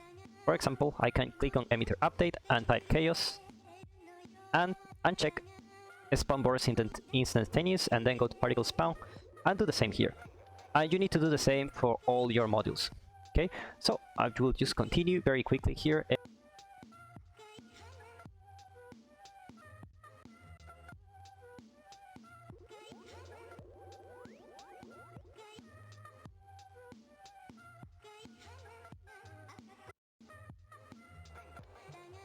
Interesting.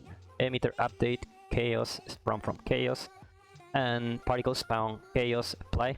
Make sure you fix the dependencies.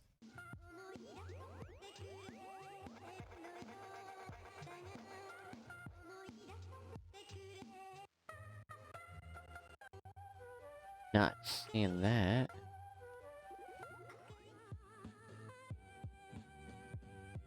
And I'm like having a super focus here. Okay, interesting. There's so Just many by clicking on buttons this on and this fix thing. dependencies. Okay, so let's keep doing this. Emitter update, spawn from chaos, particle spawn, apply chaos data, and here we will uncheck spawn burst. I forgot to uncheck this one too. Let's check the other one. Yeah, looks okay. Well, we kind of let's need fix it if this we're not too. going Fix to. issue. Wait. Just, I don't know.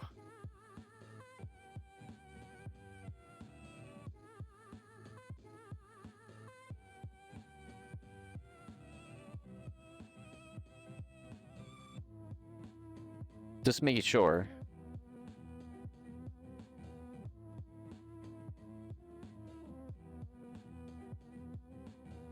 Interesting.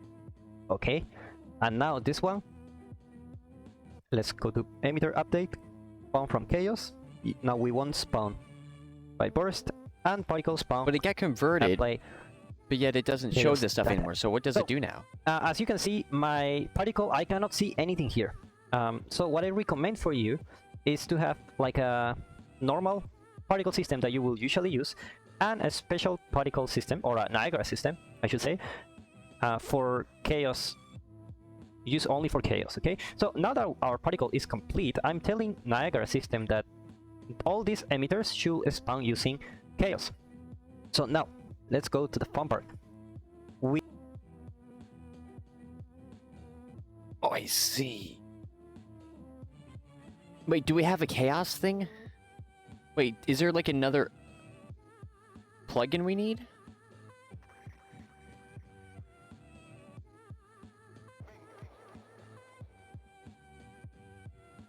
We got it.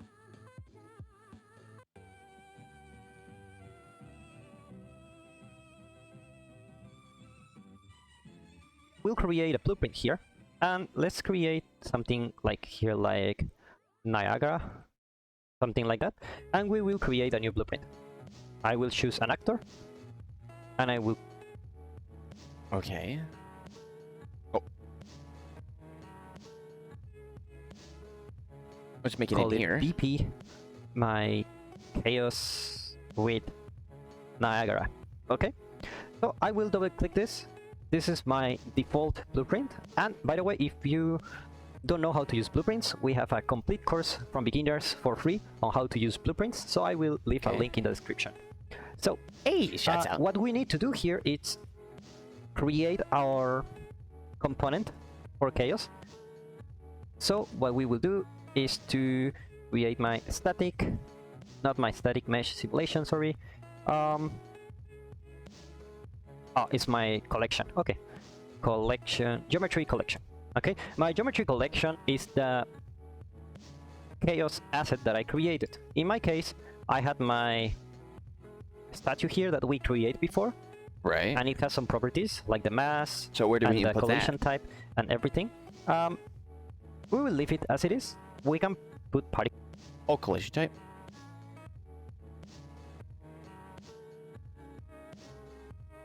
Did I look right past it?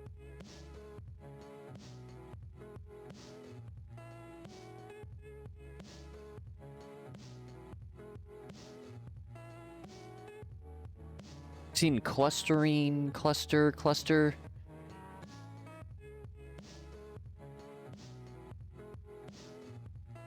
Enable nanite. Interesting. Yeah, I don't see the collision.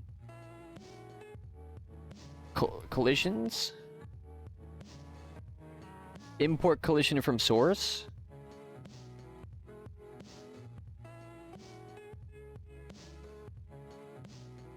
I mean, it kind of works for like a second.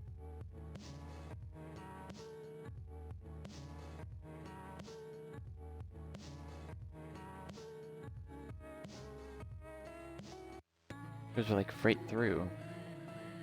Very interesting. Particle implicit, just in case.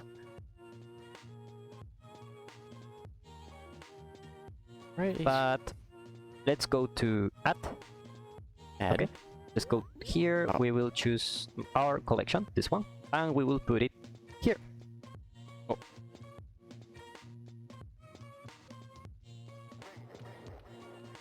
Okay. And now what you have here is your asset. Now,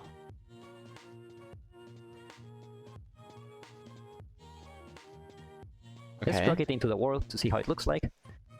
I'll save. We put it here, and there you go. You have your asset here. Great. Now what I Right. want to do is spawn a Niagara, and it will be very easy. I will go to my scene root, and I will add a Niagara particle system. Okay, this will be my Niagara chaos. Okay, and by default I, think need ours to is add gonna work, something, but I'm just so gonna I will follow. go to my starter content, go to particles, and I have my chaos explosion add.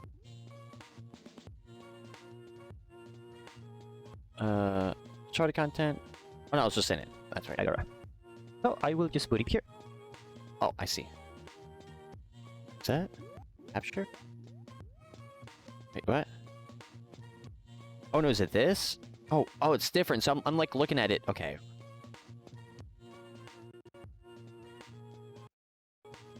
Okay, just did something. And what I want to do is to maybe put it in a place that I can see it. Something like this. There's So- really no way. So I bet that's not supposed to work.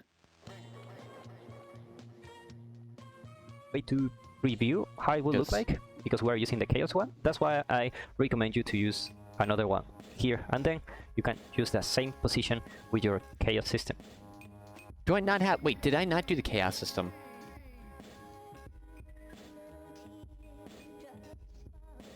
Like, wait, did I not do it right? Or did I pick the wrong one? Solver. I'm like So, looking at the colors. No. Now so that we're here, you can see that we have the the solver. We will take a look later, but for now this is a collision data. This will spawn by okay. On what?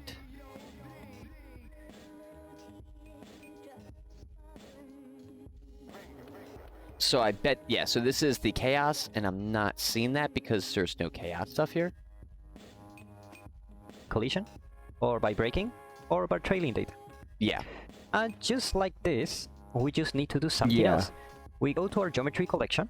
So we can't do And this make like sure this. you notify breaks and you notify collisions.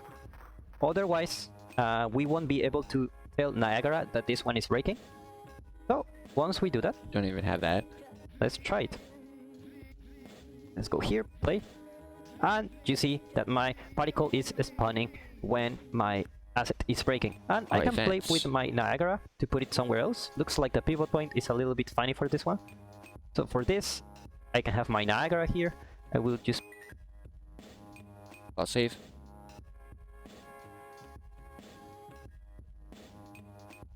That's right, we don't even have it.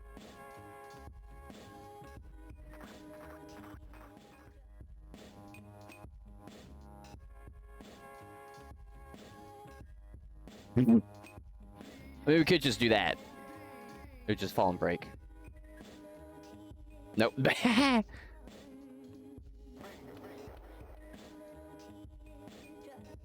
Six. Oh, I thought that collision thing fixed it, but it put the didn't. player here so we can take a look at it easier. Okay, interesting. So there's a way to Keep do playing. this in a new way now. Okay, let's So what we're it seeing here, is still a compile. thing. So it's good There you to go. know like And now what we my can do. system is spawning close to That's my so cool. object here. So this is the way you add Niagara to your That's so chaos cool. destruction. In essence, what you're doing is communicating these events that are happening here, Yeah. the notified geometry on chaos break event and collisions. And what you're doing here is putting here in this collection, we will notify the breaks and collisions. And we will use this system. Actually, this system, you can put it anywhere in the world. I could try to put it here. I'm not sure if this should work, actually. But just in case, we can play. Okay, so what I find is like it's better to create a blueprint for this. Sometimes Right. it works with a chaos solver, but this is the one I found that works the best for me. Chaos is not entirely ready for now, but this is the way you can make it to have your Niagara system in place. And of course, you Right. can try the breaking data. For example, this is the data source. We can try it when it breaks. Okay. Or you Oh, can I try see. the trailing data. For example, this data. Oh, that's cool. And now you will have the trail inside. It's a little bit hard to see because my asset is very big, but it's happening on the inside. Usually, you can try to have like different types of systems. One for the breaking point, and one for the collision, and one for the trace. So you can have different systems that actually work in different situations depending on what's the state of the destruction. That's so So cool. this is how you use Niagara in chaos. That's so cool. There are some times that you want to trigger the destruction by shooting a Yes. new element. But, you know, if I shoot at this thing, nothing will happen actually. And with chaos, we can enable these force fields with some gameplay elements we have. So let's take a look at this. Yes, Okay. please. So the first thing I have is I do have my first-person shooter here, first-person blueprint that you can add by feature content pack. Here, if you Yes. already create the project in Unreal Engine 5, it won't show up the first person. So what you need to do is create a new project. does And when you create a new now. project, you just select first person. After that, you just click They've changed so much in such a right-click short time too. and Holy then crap. migrate. And then it will migrate all the necessary files to your new project. In my case, I already have it. So let's take a look at the blueprints. Well, I have a gun, but I don't really want to do anything with the gun. So what I will do is to open the projectile here. Oh, I see. Okay. And just here, I can see I have a add physics impulse to any physics object we hit. Yeah. Okay. So this will be very simple. We just need to add our force field here. How are we gonna do that? Well, let's go to the viewport. And here in our collision component, Collision. or let's say here in my first person projectile, let's add a child actor. Oh. Child Okay, and actor. let's call it First time using this. Ooh. force chaos. Force and, chaos. You know, we can put it as a child of the sphere so that wherever the sphere goes, What does that do? Is my that just like a force mini, goes like, with the sphere. just So like that? now what I need to do is Just something to add to a hook class onto? here.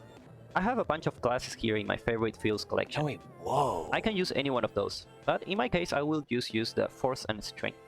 Okay, so I will just click this, and I can just put it here.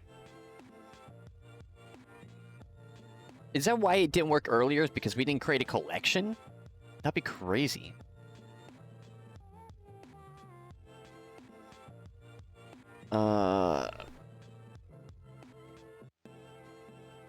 Force will fall off. Okay. And with this, what I have done is to boost my blueprint force and strength here. Okay, and you know, now that I have this, nothing will happen because I haven't activated the force. So it's very easy. We just need to go to the event graph, and here you see we can add the physics impulse to any physics object we hit, right? Yes. So what we need to do is to grab this force chaos, okay? But first let's create a sequence here. Create sequence. S, left click. Okay, and the sequence tells, okay, first do this thing, and then, you know, And then do what? do the next thing. So what we're gonna do is to grab this force chaos here, and we're gonna get the child actor. Get child actor. Okay. Get With child this, we actor. already have our Okay. component. That is this one. That's my so force chaos. crazy. Okay. Okay. And then what I need to do is just put cast to BP, and I will call it force and strength. Okay. We Oh, will call this cast after this one. Okay. And Oh, then interesting. we just need to do the Interesting. usual stuff. We just go to toggle field like this. Oh, And there you go. that's very So interesting. one thing I need to do before testing this out is to go to my viewport and change the collision for the force chaos. I already did some adjustments. It was like 10 before. We can put something like 20, so Oh, a scale. we okay. can test it out really fast. And also play with the projectile properties. Here we can put something like 30,000 or something like this. That could work. So it I guess really we'll won't be see. as nice as expected, but we just need to see if it works. So let's hit This play. also would be loud, so I'm gonna And now if I shoot, mute on my my side. bullets are very close to me for some reason, like they're colliding, and I don't want that. But if we want to try it, let's just Oh. jump here and destroy it like this. All right. Yeah, why is it doing that? So with this, we already covered a lot of stuff with Niagara. We have Is it even working? covered everything is. from fracture modeling, different type of fracture, selection modes, clusters, UVs. I was and we speaking of have the force as take well. a look at how we can activate the destruction mode with the fields here in our favorite fields. We can take a look at all these fields here and what they do, and also we try to put some Niagara to put some explosions, and lastly we try to destroy it with the gameplay elements. So thanks a lot for watching, and remember that if you want to learn more, we have more stuff in our website where you can learn for free blueprints and also some other premium tutorials like modeling a castle and a lot of cool stuff like Unreal Marketplace packages. And if you like this video, subscribe and let us know in the comments what kind of video you would like to watch next. And we'll see you in the next one. Hey, shouts out, shouts out. Yo, huge thanks to UNF Games coming in with another big clutch on teaching us a big thing about Unreal. So this is a little funky with the weapon, but I do see it working. So I wonder how you would fix that.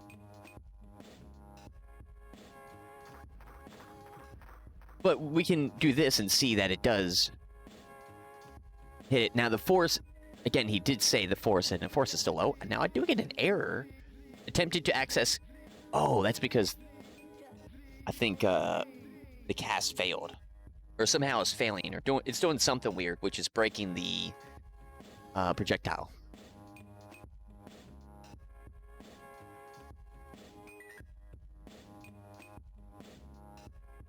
Oh, now it's doing that. It's not breaking the whole piece, it's just like flying it. Very weird. But either way, so you can do that, you just have to figure out how to fix that. But yo, that is so...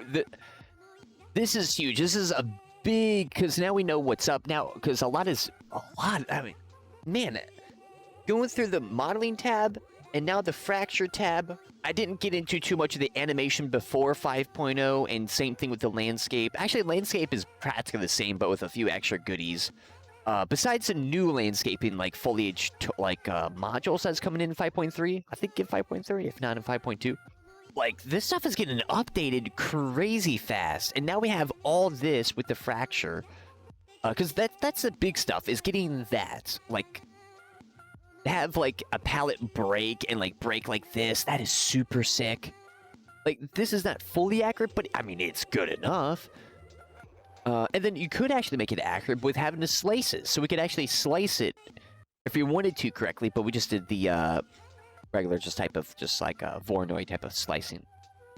And then having figured out like the triggers and stuff like this, which again, I don't know if there's like better ones out there or whatnot. If there isn't, then this is all we got right now for the free stuff, unless you go for paid stuff. Or you use a different physics thing by importing it, just like you can like with Blender. You can import like a render engine. You can do the same thing with a physics engine into Unreal. You can import that and then use that physics engine within here. But especially that, like having it break, like, and then doing the text, having it break, doing the textures.